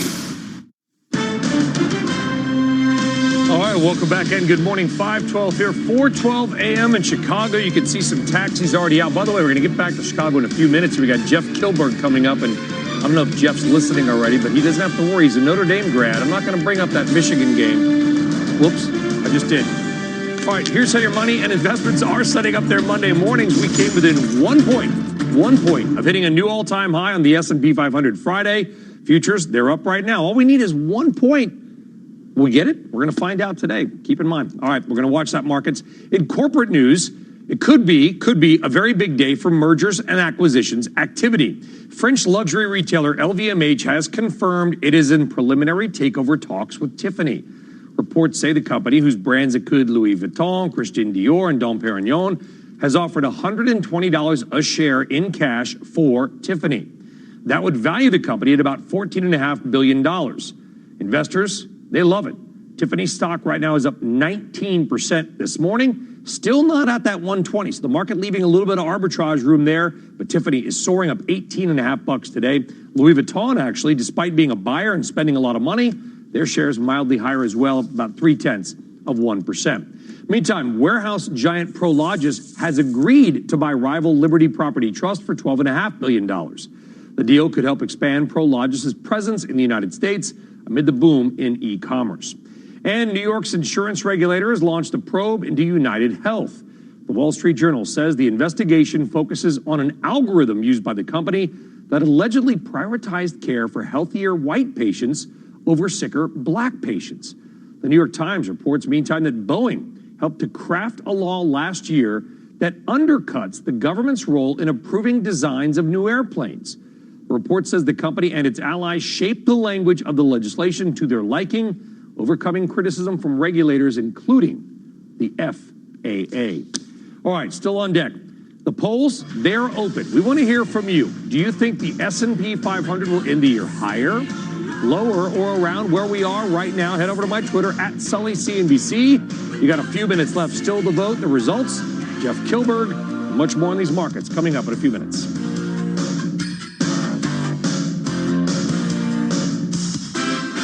Listening and observing are critical skills. I've got to tell you about our beautiful city break in Bath. Midweek is the perfect time to beat the crowds. Just an hour and a half by train from London. It was so relaxing. We headed straight for Bath Christmas Market. Oh, I can still smell the roasted chestnuts and mulled wine from the chalets. Next, we donned our skates for Bath on ice. I'm a natural. Didn't have to hold on to anything or anyone. There's so much to do in Bath. I'm already planning my next trip. Discover the magic of Bath this Christmas. Plan ahead at visitbath.co.uk/Christmas. Why is Lizzie going rental for Fizzy Haze? Is it because her flat is so beautiful and spacious? Snazzy! Or has roof terrace, garden and party room? Surprising! Or because it's 18 minutes to Paddington? Easy! With friendly staff on hand to take any deliveries. Amazing! Or just because her fuzzy friend can live there too? Find your new home at fizzyhaze.com. Fizzy Living, reinventing renting. Just because you travel doesn't mean you can't keep your routine. The more obstacles travel puts between us and our well-being, the more we strive to work well. At Westin Hotels and Resorts, we're focused on empowering your well-being. With Westin meetings, you work and feel your best with nutritious snacks and nourishing smoothies that give you the energy you need to power through any meeting. Don't leave your well-being behind. We give you the choice to get up or to rise. Search Westin online to find out more. Westin, let's rise. Right now, the future is being written by people like you. Creative thinkers, tech lovers, problem solvers. Are you going to stand by and watch? Well, show the world what you've got. Join others around the UK on an EY degree apprenticeship in digital and technology. And earn a salary working with exciting businesses while studying towards a degree. Don't let the future pass you by. Get involved. For more information and to apply, search EY Digital Apprentice. There's something for everybody this Halloween at Aldi. Dead good sweets, decorations, face paints. Be afraid. Be very afraid to miss out on these shockingly low prices. In store now. Everybody get to Aldi for an amazing Halloween. Halloween's back, all right. All right, welcome back. 5:17 here, 2:17 in the morning, and we've got a developing story out of California where Governor Gavin Newsom declaring a state of emergency as the Kincaid fire in Northern California continues to rage. Nearly 3 million people are now without power in the regions. NBC's Jennifer Bjorklund joining us now with more from Napa, California. Jennifer. Yeah, and Brian, about 200,000 people have been chased out of their homes. They're in evacuation centers, sleeping in cars. Most of those evacuees here in Northern California, and many of them sleeping in shelters like the one behind me. Northern California, fire is racing across the landscape. I can report to you that this is still a very active fire. The Kincaid Fire north of San Francisco is feasting on hurricane-force winds. More than 3,000 firefighters are working to put lines around the inferno that's already scorched tens of thousands of acres. Currently, the fire edge is somewhere just south of the community of Windsor near Shiloh, where our resources are actively engaged in perimeter control and attempts at structure defense. Nearly 2.5 million are without power. The governor declared a statewide emergency. We've been battling fires all up and down the state now for close to a week. Mandatory evacuations have forced thousands of Californians to get out of harm's way. Well, I care about my life, his life, and the person's life who lives around us. But some people who've been ordered to leave don't have a destination. We knew we needed to evacuate. We had no idea where to go. The Kincaid Fire is just one of several burning across the West, and forecasters warn conditions remain ripe for more. But she's coming out of the country now. Now, we are expecting about 24 hours period of lighter winds. That's the good news. The problem is it's going to kick back up again Tuesday in a big way. So the hope is that fire crews can gain a little ground on especially this Kincaid Fire up in the north and hang on to that ground when the wind kicks back at them. I'm Jennifer Bjorklund, live in Napa, California. Brian, back to you. All right, Jennifer, thank you very much. We appreciate it. Tough times out there. All right, straight ahead. The world's most wanted man is dead. ISIS leader Bakr al-Baghdadi taken over by the U.S. troops, killed in the weekend. We'll give you more details ahead. And later on, dressing up to go viral? How Instagram is making Halloween retailers very happy.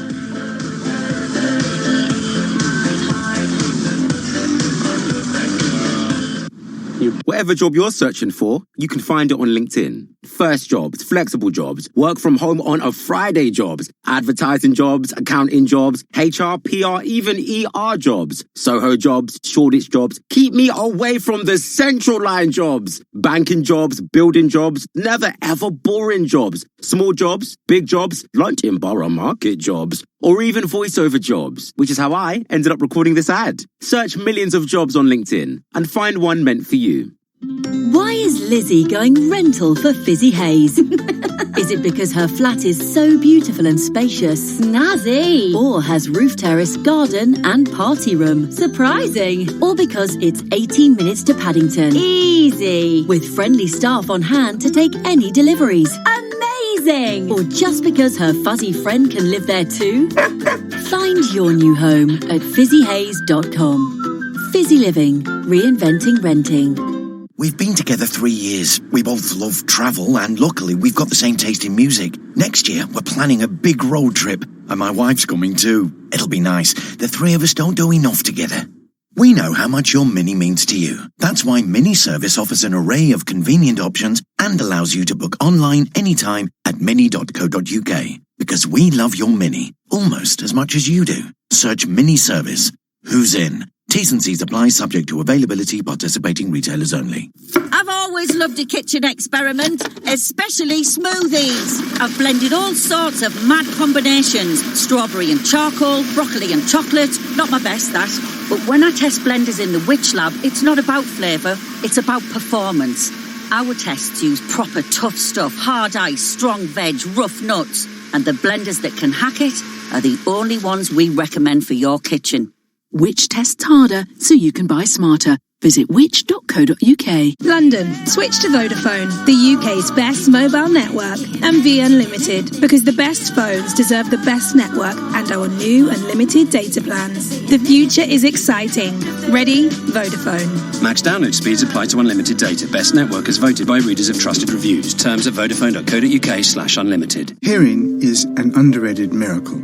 Intimate whispers, the lushness of symphonies, the soothing patter of rain on leaves. If you had that taken away from you, it would be a massive loss for most of us. Almost all of us go every day without really stopping to think about just how important it is to us. Audible presents The Body, a guide for occupants, written and read by Bill Bryson, including original bonus material exclusively available at Audible. Listen free as part of your 30-day trial, $7.99 a month after 30 days. Renews automatically.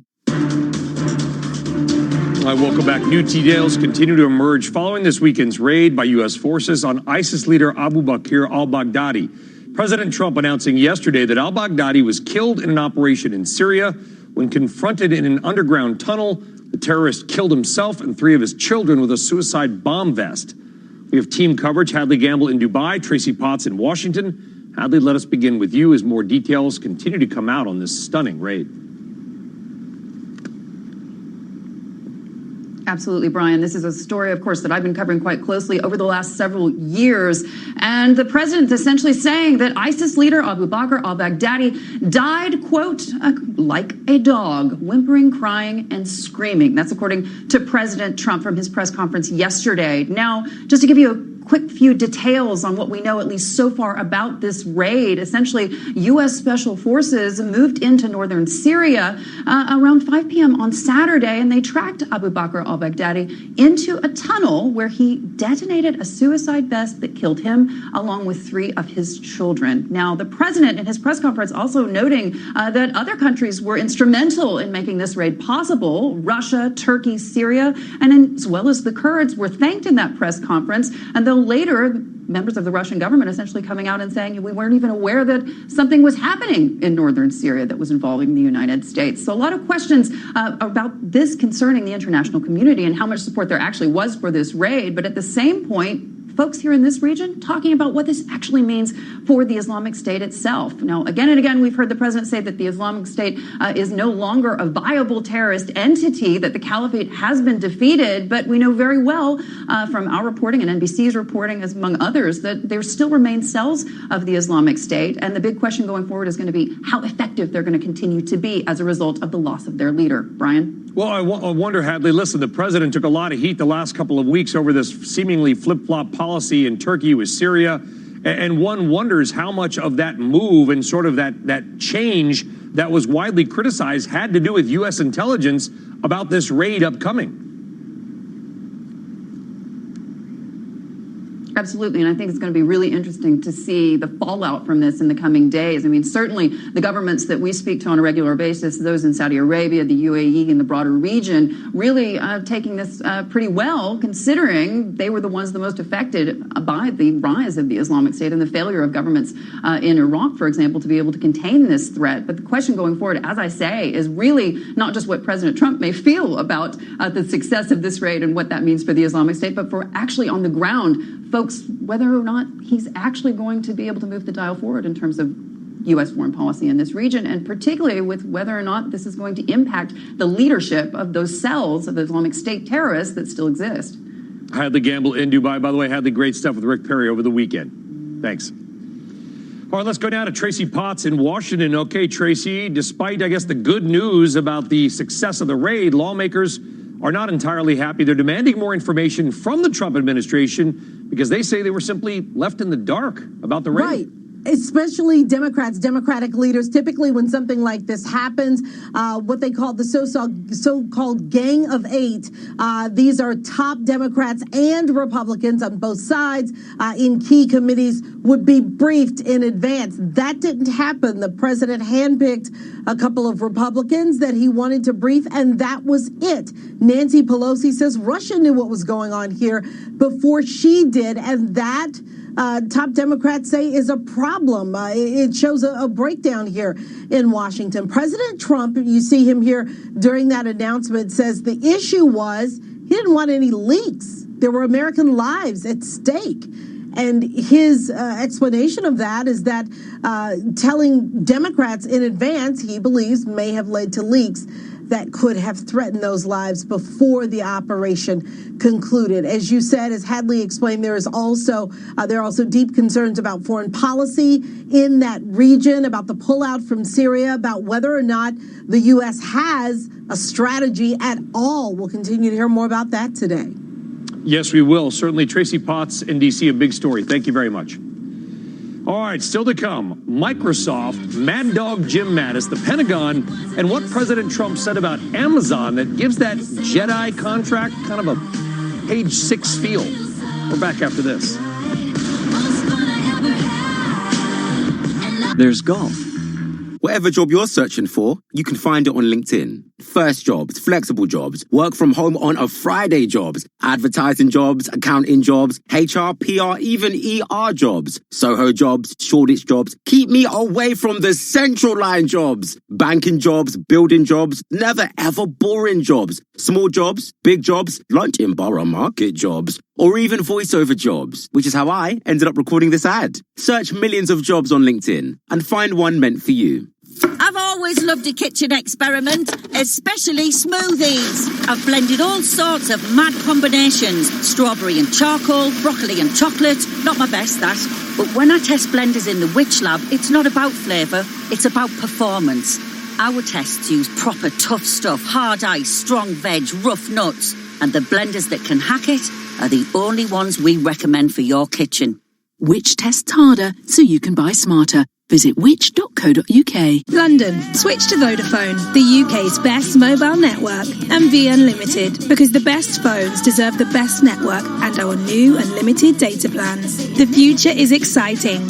Ready? Vodafone. Max download speeds apply to unlimited data. Best network as voted by readers of trusted reviews. Terms at vodafone.co.uk/unlimited. Hey, it's me again, the TV. Since my family gave me Now TV, there's no more endlessly searching for something they want to watch, because now I don't do filler TV, just killer TV. If my family want horrors, no problem. It's not real, it's not real, it's not real. Sports, these games are unmissable. Get in. Or how about thrillers? They're going to be on the edge of their seats with these. Now they can watch whatever they're in the mood for. What's your TV got for you tonight? Now TV. 18 plus, month passes auto renew, terms apply. Mate, this fan suspension is rubbish. Tell me about it. Even the radio's had it. I know, but I'd get nothing if I scrapped it.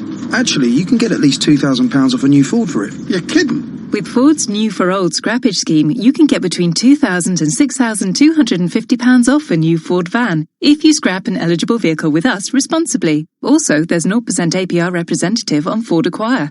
Ford Commercial Vehicles, backbone of Britain. Search Ford Scrappage. Exclusions apply. Contract and registered by 31st of December 2019 at participating dealers. Agent ownership criteria apply to scrappage vehicle. Subject to status. Free post full credit. Deposit restrictions apply. Record watch. Will today be the day the broader markets finally hit a new high? Futures, they are higher right now. He's all thumbs, I guess, while the president is sending a not-so-subtle message to Apple CEO Tim Cook about the iPhone. And one giant leap for man, maybe your wallet. Virgin Galactic going public. It's an out-of-this-world debut on this Monday, October 28th, as WEX rolls on right now.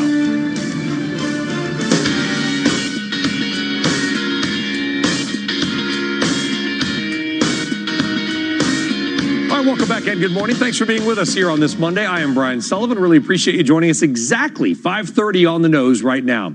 Well, could today be the day the broader stock market hits a new record? Well, it looks like it right now. Long way to go, but remember, we just got within one little point of that record on the S&P 500 on Friday, and futures, they're up right now. Not a lot. Dow's up 50 points, but we are in the green nonetheless. You also want to watch big technology because kind of quietly, the NASDAQ had its best week last week in about 2-month time. So big tech doing well. In Asia, seeing more green on the screen as well. Despite the 21st straight weekend of protests in Hong Kong, their market continues to run, and the Nikkei 225 higher as well. And look at the Nikkei 225 over the last 5 years. We've been talking about the Japanese market here on this fine little program for the last couple of weeks, saying keep an eye on it, keep an eye on it. It's grinding higher. Well, with today, this is a 5-year chart. With today's move, the Nikkei 225 hitting a new 1-year high. We're just off that 5-year high, which we hit in mid-2018. So the Nikkei 225, by the way, the biggest, there we go, EWJ, that's the biggest ETF that is the Japanese market. So if you don't want to just go to Japan and buy domestic equities, but you're looking at the Japanese market, the EWJ is the most widely traded, heaviest market cap, and biggest volume ETF that mirrors the Japanese equity market. In Europe, we're not as much seeing the green carry over. Some of the optimism, not really there. We're seeing 4 of the 5 markets. They are mildly lower. All right, speaking of Europe, we have some breaking news crossing right now. The EU has granted the UK a Brexit extension now until January 31st. However, this will be flexible. That means the UK can leave before January 31st if a Brexit deal is ratified. But this news literally just crossing. We're seeing the pound move just a little bit. Remember, that deadline was supposed to be Thursday, Halloween, October 31st. Then they talked about extending it, maybe doing the softly, but the EU didn't want to tell the UK what to do. Well, the EU now giving the UK a 3-month extension. Breaking news right now, that Brexit deadline from the EU now officially passed into next year, 2020, January 31st, unless the UK can get its deal together, literally its act together, and get a Brexit deal soon. This news just crossing as we speak right now. Our future's not moving. Pound sterling moving just a little bit. We're going to get you more on this developing story as it rolls on. All right.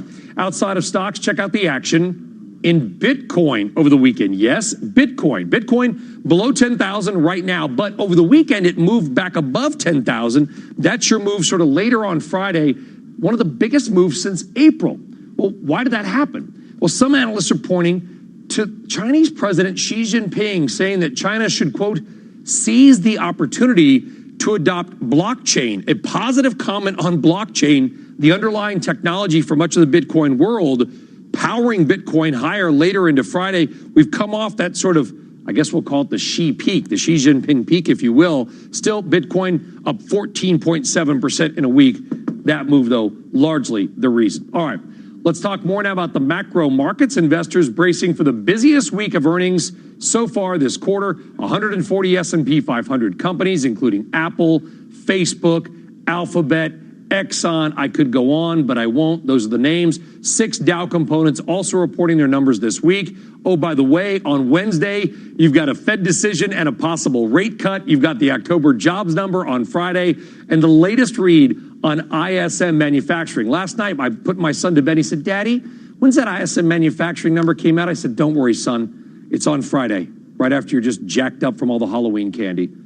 Speaking of jacked up, Jeff Kilberg hasn't slept since the Michigan game. He is founder and CEO of KKM Financial. He is a CNBC contributor. He is a former Notre Dame listen, Jeff, before we get in the market, listen, you're playing my Hokies this weekend. You're probably going to win, so you're going to have your chance to gloat. But I don't know what happened this weekend, Saturday. Not good.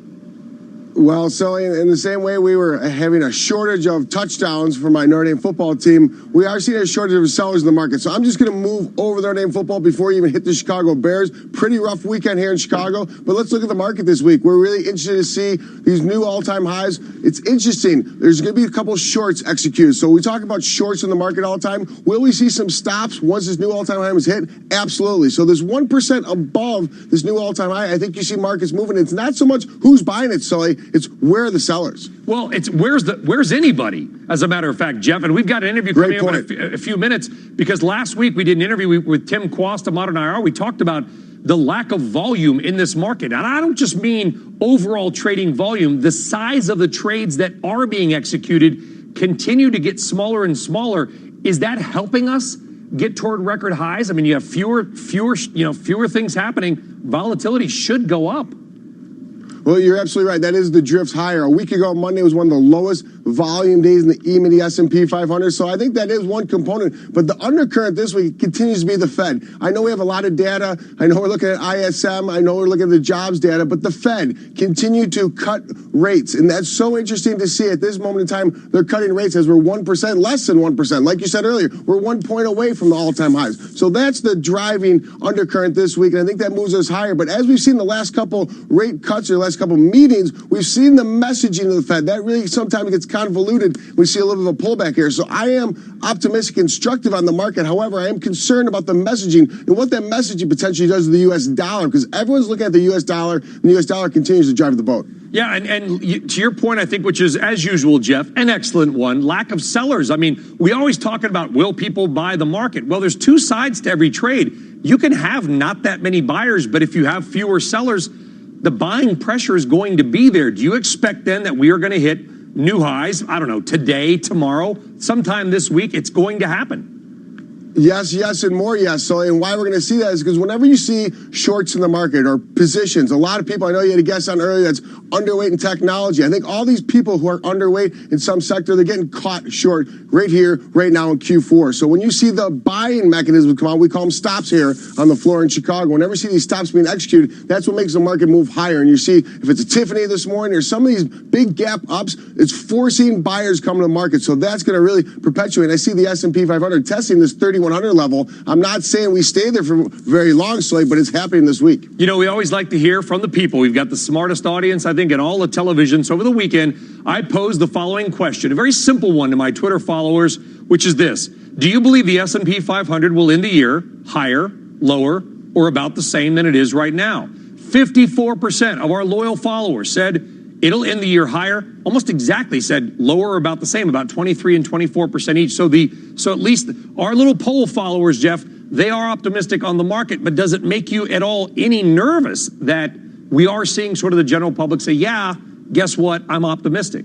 Or is that the right answer? Well, I think that's the right answer, but I think if it was 84% versus 54%, that's where I'd definitely have some spidey senses going out. But it's interesting, Sully, we're talking about the Fed this week, but what's the overarching theme of all of 2019? It's the U.S. trade deal. If we get some type of trade deal, I know it's phase one, phase two, there's a lot of different nuances here, but if we get anything to sink our teeth into, that's the 1-2 punch. That's the 1-2 punch that moves markets higher. And back to our earlier point, who's selling into that? Who's going to sell into a U.S.-China trade tariff conversation or a deal, if you will, at the end of the year? No one. So that's where I think we potentially have a Santa Claus rally of all Santa Claus rallies if we get that deal, phase one, with a little bit of meat to sink our teeth into. Oh, okay. Speaking of phase one, stick around, Jeff, because this was just phase one of our time together this morning. Don't you go anywhere. I want to go off and do something else and bring you right back in. All right, as we've been talking about this morning, Microsoft landing a massive $10 billion Pentagon contract, beating out the rumored favorite, Amazon, for the deal. Morgan Brennan joining us now from the NASDAQ with more on a massive cloud computing deal. Morgan, good morning. Good morning, Brian. I don't even know where to start with this. This has been an absolute dogfight, 2 years in the making, laden with controversy. What is the Joint Enterprise Defense Infrastructure, or JEDI, contract? That's what we're talking about. This is the Pentagon's winner-take-all cloud contract to unite the entire U.S. military within a single data framework, up to a 10-year contract with a ceiling value of $10 billion. Microsoft won it. It was Microsoft, Amazon, and earlier in the competition, also IBM, Oracle, and even Google vying for this. Microsoft saying, quote, "We look forward to expanding our longstanding partnership with DoD and support our men and women in uniform at home, abroad, and at the tactical edge with our latest unique and differentiated Azure cloud capabilities."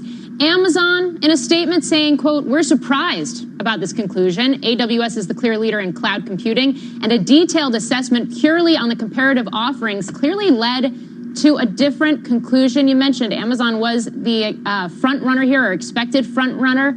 It can protest the outcome. Experts say it has grounds to, given the unusual and unprecedented comments by elected officials like President Trump. But Amazon hasn't said whether it would do so or not. Now, the DoD also releasing a very lengthy statement, including saying the, quote, "process cleared review by the GAO and Court of Federal Claims at the outset. The competition included 4 different offers. All offers were treated fairly and evaluated consistently with the solicitation's stated evaluation criteria." Now, the DoD also saying that additional cloud contracting opportunities are anticipated, really stressing that. From a financial standpoint, though, this is a bigger win for Microsoft than loss for Amazon. You can really see that playing out in the shares right now, with Microsoft up pre-market 3%, whereas Amazon's only down fractionally. Amazon reported $9 billion in revenue for AWS last quarter alone, just to put this in perspective. But for Microsoft, it's big bragging rights, and according to analysts, it's a sign that Azure is really catching up in this market. Brian, there's a lot of different angles here we can talk about, and I think we're going to throughout the day. Yeah, and I want to talk about this angle because, of course, this got a lot of attention too as well. Can you tell us more, Morgan, about reports that the president apparently called his former defense secretary, Jim Mattis, to, quote, I'm sorry for the language, screw Amazon out of the contract? Yeah, so there are excerpts. You can read about it on CNBC.com from this upcoming book. And according to those excerpts as well, General Mattis did actually push back on that and say that, no, that's not what's going to happen. This is not how we're going to do this contract. Here's the thing. Controversy in DoD contracting, bid protests, lawsuits, etc. All of this is not new to the Pentagon, and that's why there are very specific and very detailed rules and methodologies and regulations about how these types of competitions play out. Now, you've seen some of that already play out here. There was a protest and a lawsuit from Oracle, for example. The Defense Department's Inspector General has also done a major deep dive investigation. We're still waiting for the public results of that. So we'll see. There does seem to be grounds for Amazon to protest this. But again, very long, drawn-out regulatory process to see these types of contracts given. We'll see, though. We're not done with this. We're not done talking about this. No, we're not. We're going to see all day right here on this fine network. Morgan, we'll look forward to it. Thank you very much. All right, let's go back now to Jeff Kilberg of KKM Financial. Jeff, listen, Microsoft is 19% of the XLK Tech ETF. It's 11% of the widely traded QQQ. It is more than 10% of 9 major technology market ETFs. The stock's up 3% right now. How important is this deal, and how important is Microsoft to the overall market, given that weight that it's in? Well, optically, this is a big deal to Microsoft, but Microsoft has been crushing it all year, up over 40% year to date. So I think this is a big component, and this is why you have exposure to tech. It continues to show relative strength in technology. It's the #1 sector out there, so you don't fade away from this. You embrace this, Sully. Jeff Kilberg, we embrace you all the time, my friend. Thank you for getting up early for us. You're the best. 4:43. We'll see Jeff soon. All right, take care. All right, coming up, the United Auto Workers Union turning its attention to Ford and Chrysler after striking a labor deal with GM. Plus, one group opening up its wallets big time for the big business of Halloween and the role Instagram and social media is playing on all that spending. You'll love this one. It's coming up.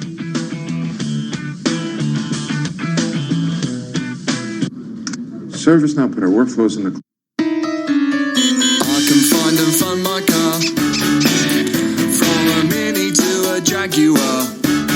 Feel good car buying from findandfundmycar.com is the place where you can find quality used cars from trusted dealers rated by you, and where you can fund your car with finance to fit your budget. It's feel good car buying all in one place. Shouldn't be a carry on, choose findandfundmycar.com. Why is Lizzie going rental for Fizzy Haze? Is it because her flat is so beautiful and spacious? Snazzy! Or has roof terrace, garden and party room? Surprising! Or because it's 18 minutes to Paddington? Easy! With friendly staff on hand to take any deliveries? Amazing! Or just because her fuzzy friend can live there too? Find your new home at fizzyhaze.com. Fizzy Living. Reinventing renting.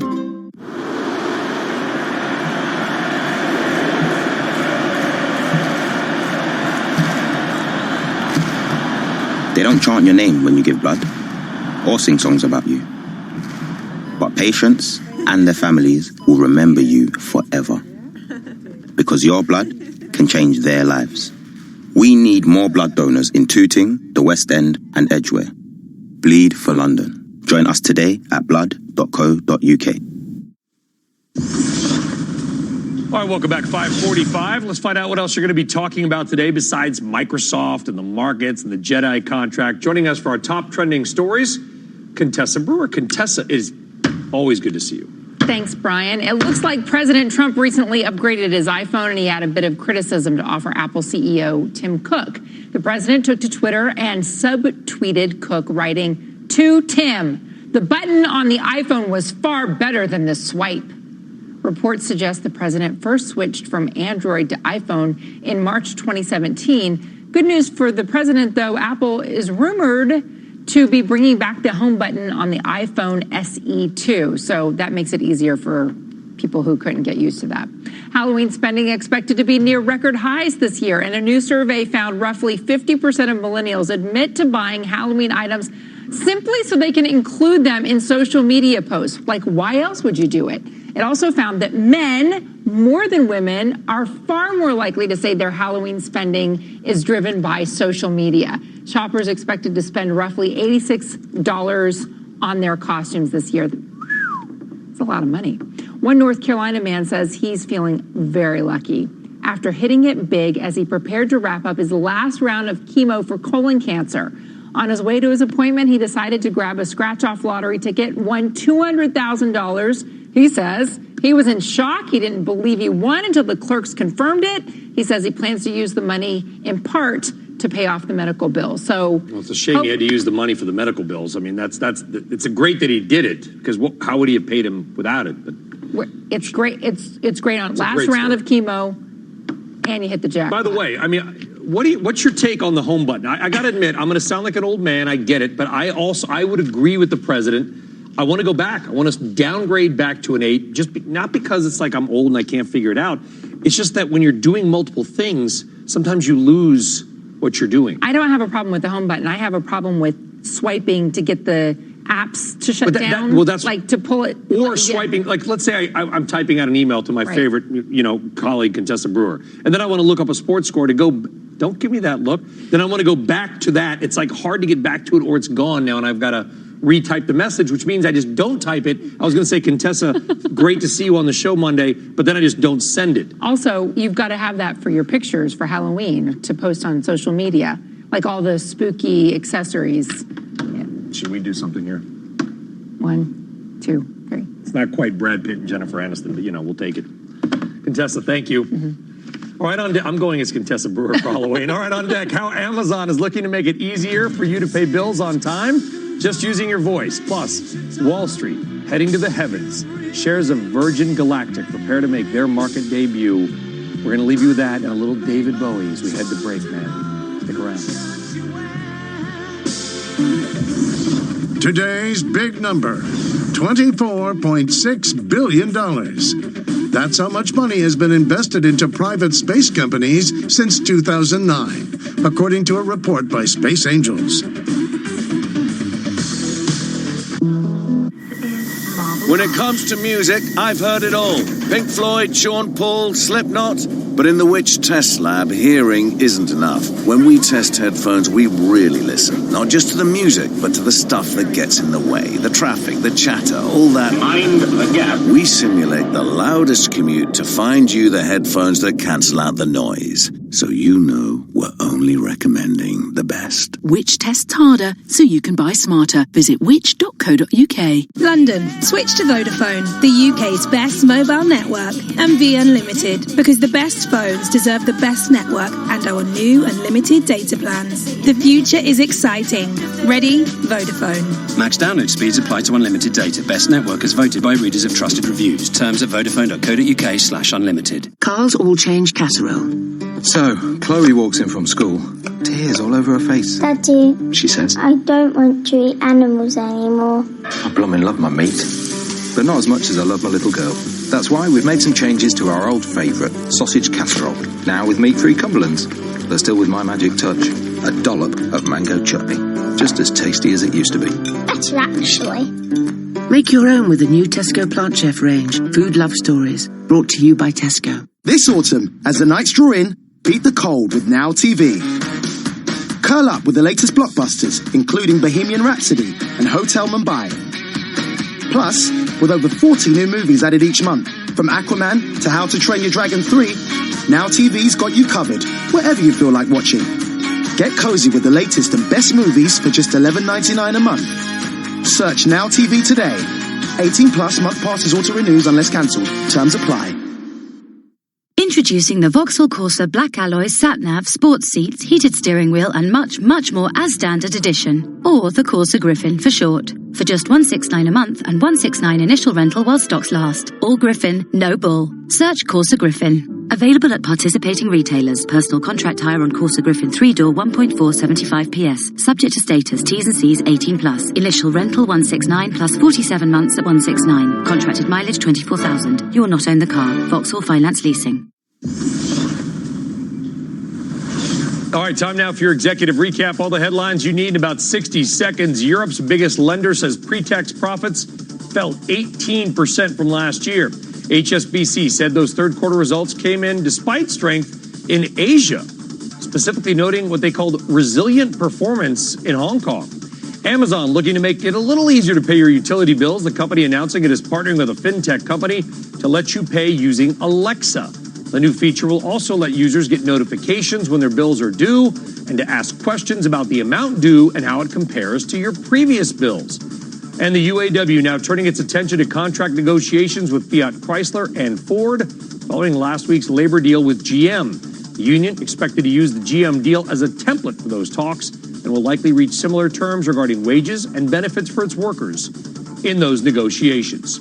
All right, this morning, investors will get their first chance to buy into the next stages of mankind's endeavors into outer space. Shares of Sir Richard Branson's Virgin Galactic will officially list on the NYSE today, making history as the first and only commercial space tourism company to do so. Morgan Brennan doing double duty this morning. And let's bring Morgan back in to talk about this. Morgan, you're going to have the longest day ever. Yeah, it was a working weekend too, but it's all very exciting, isn't it? It is. So Virgin Galactic is going to begin directly trading later this morning at the New York Stock Exchange, as you mentioned. The market cap here, $2.3 billion, ticker symbol SPCE, space. Get it? It will represent a number of firsts. So first and only publicly traded space tourism company, but it's also first among this class of so-called new space companies to test public investor appetite. What is Virgin Galactic? It's Sir Richard Branson's venture to send paying customers to the edge of space, comprised not only of the flights and future service, which is forecast to begin next year. It hasn't started yet, but also the spaceship company. This is the subsidiary that actually manufactures the carrier aircraft and the space planes that are launched from them. So basically the hardware. Ticket price, $250,000. More than 600 people have signed up so far. $80 million in collected deposits. Over $120 million in potential revenue off of that. Under Armour is designing the custom space suits. Flights will take place from Spaceport America in New Mexico, which the company is in the process of moving into.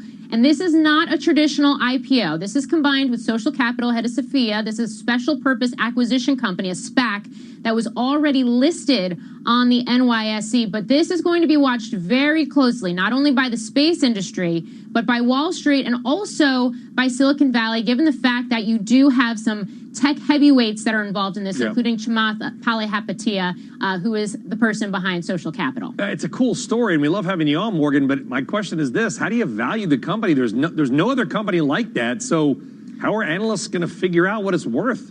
And that is the key question I think everybody's going to be looking to sort out, especially when this does start trading later this morning on the stock exchange. UBS earlier this year put out an estimate that this part of space tourism could be a $3 billion business, or a $3 billion market, I should say, by 2030, but that the numbers are actually much greater when you start to get into quote-unquote point-to-point travel using rockets. So think like hypersonic flights around the globe, which is something Galactic has talked about doing. But it's going to be key to see how the public markets react to this. It's capital intensive, it's high risk, service hasn't started. It's a much bigger, longer term play and bet, I think, on the future of travel, both around the globe and into space. Morgan Brennan. Morgan, we appreciate it. Great to have you on Worldwide Exchange. Not once, but twice. We'll see you all day. Thank you very much. All right, Will, the U.S. markets hit a new record today. We came within 1 point last week, or a lack of volume and investor interest sent us packing, even as we have gotten so close. Let's bring in Sven Henrik. He is Northman Trader founder and lead market strategist. Sven, what say you? I mean, there's been no volume in the market. Is that a good or a bad thing for the equity markets right now? Hi, Brian. Well, and typically what you see is volume declining during rallies, and obviously when you have sell-offs, that's when volume kicks into the downside. What we're seeing, though, right now is really unusual. I mean, for October, usually you have more volatility, but last week we actually had the lowest volume, as far as I can tell, ever, not only in October, but generally. I mean, usually you get that type of volume during like holiday week, half day, and that sort of thing, but not at all. Totally lack of interest. So what that tells me is that, you know, even though we may rally on the Fed here, there's no real support being built in this market, and that's a concern, especially as we keep gapping up, right? So we again, like in the previous time, see a lot of unfilled gaps, and they tend to want to fill at some point. So if you see volume come in, any type of sell program, then of course you can get downside. For now, as long as that's not the case, we can drift higher. What's interesting here is that basically the last few months we haven't done anything other than reach these highs as soon as the Fed meeting comes, right? The Fed cuts rates, then we sell off, we get a volatility spike after this VIX compression that we see again now. The only question now is this going to be different where we can actually sustain highs? So far, highs above 3,000s have been selling opportunities, and we have to see if they can actually sustain above these levels here. I feel like we're going to have to go back in history because, Sven, about 8 years ago, my former colleague Mandy Drury and I coined a term hopium, talking about the market sort of being addicted to the Fed and rate cuts and sort of optimism around it, whether you believed it fundamentally or not. It looks like from that chart, we move up, rate cut, then the markets get a little complacent, then we talk about a rate cut, and the markets go up. How much of this is, I guess, I got to bring it back, that sort of Fed hopium, if you will, that they're going to rescue us or save us?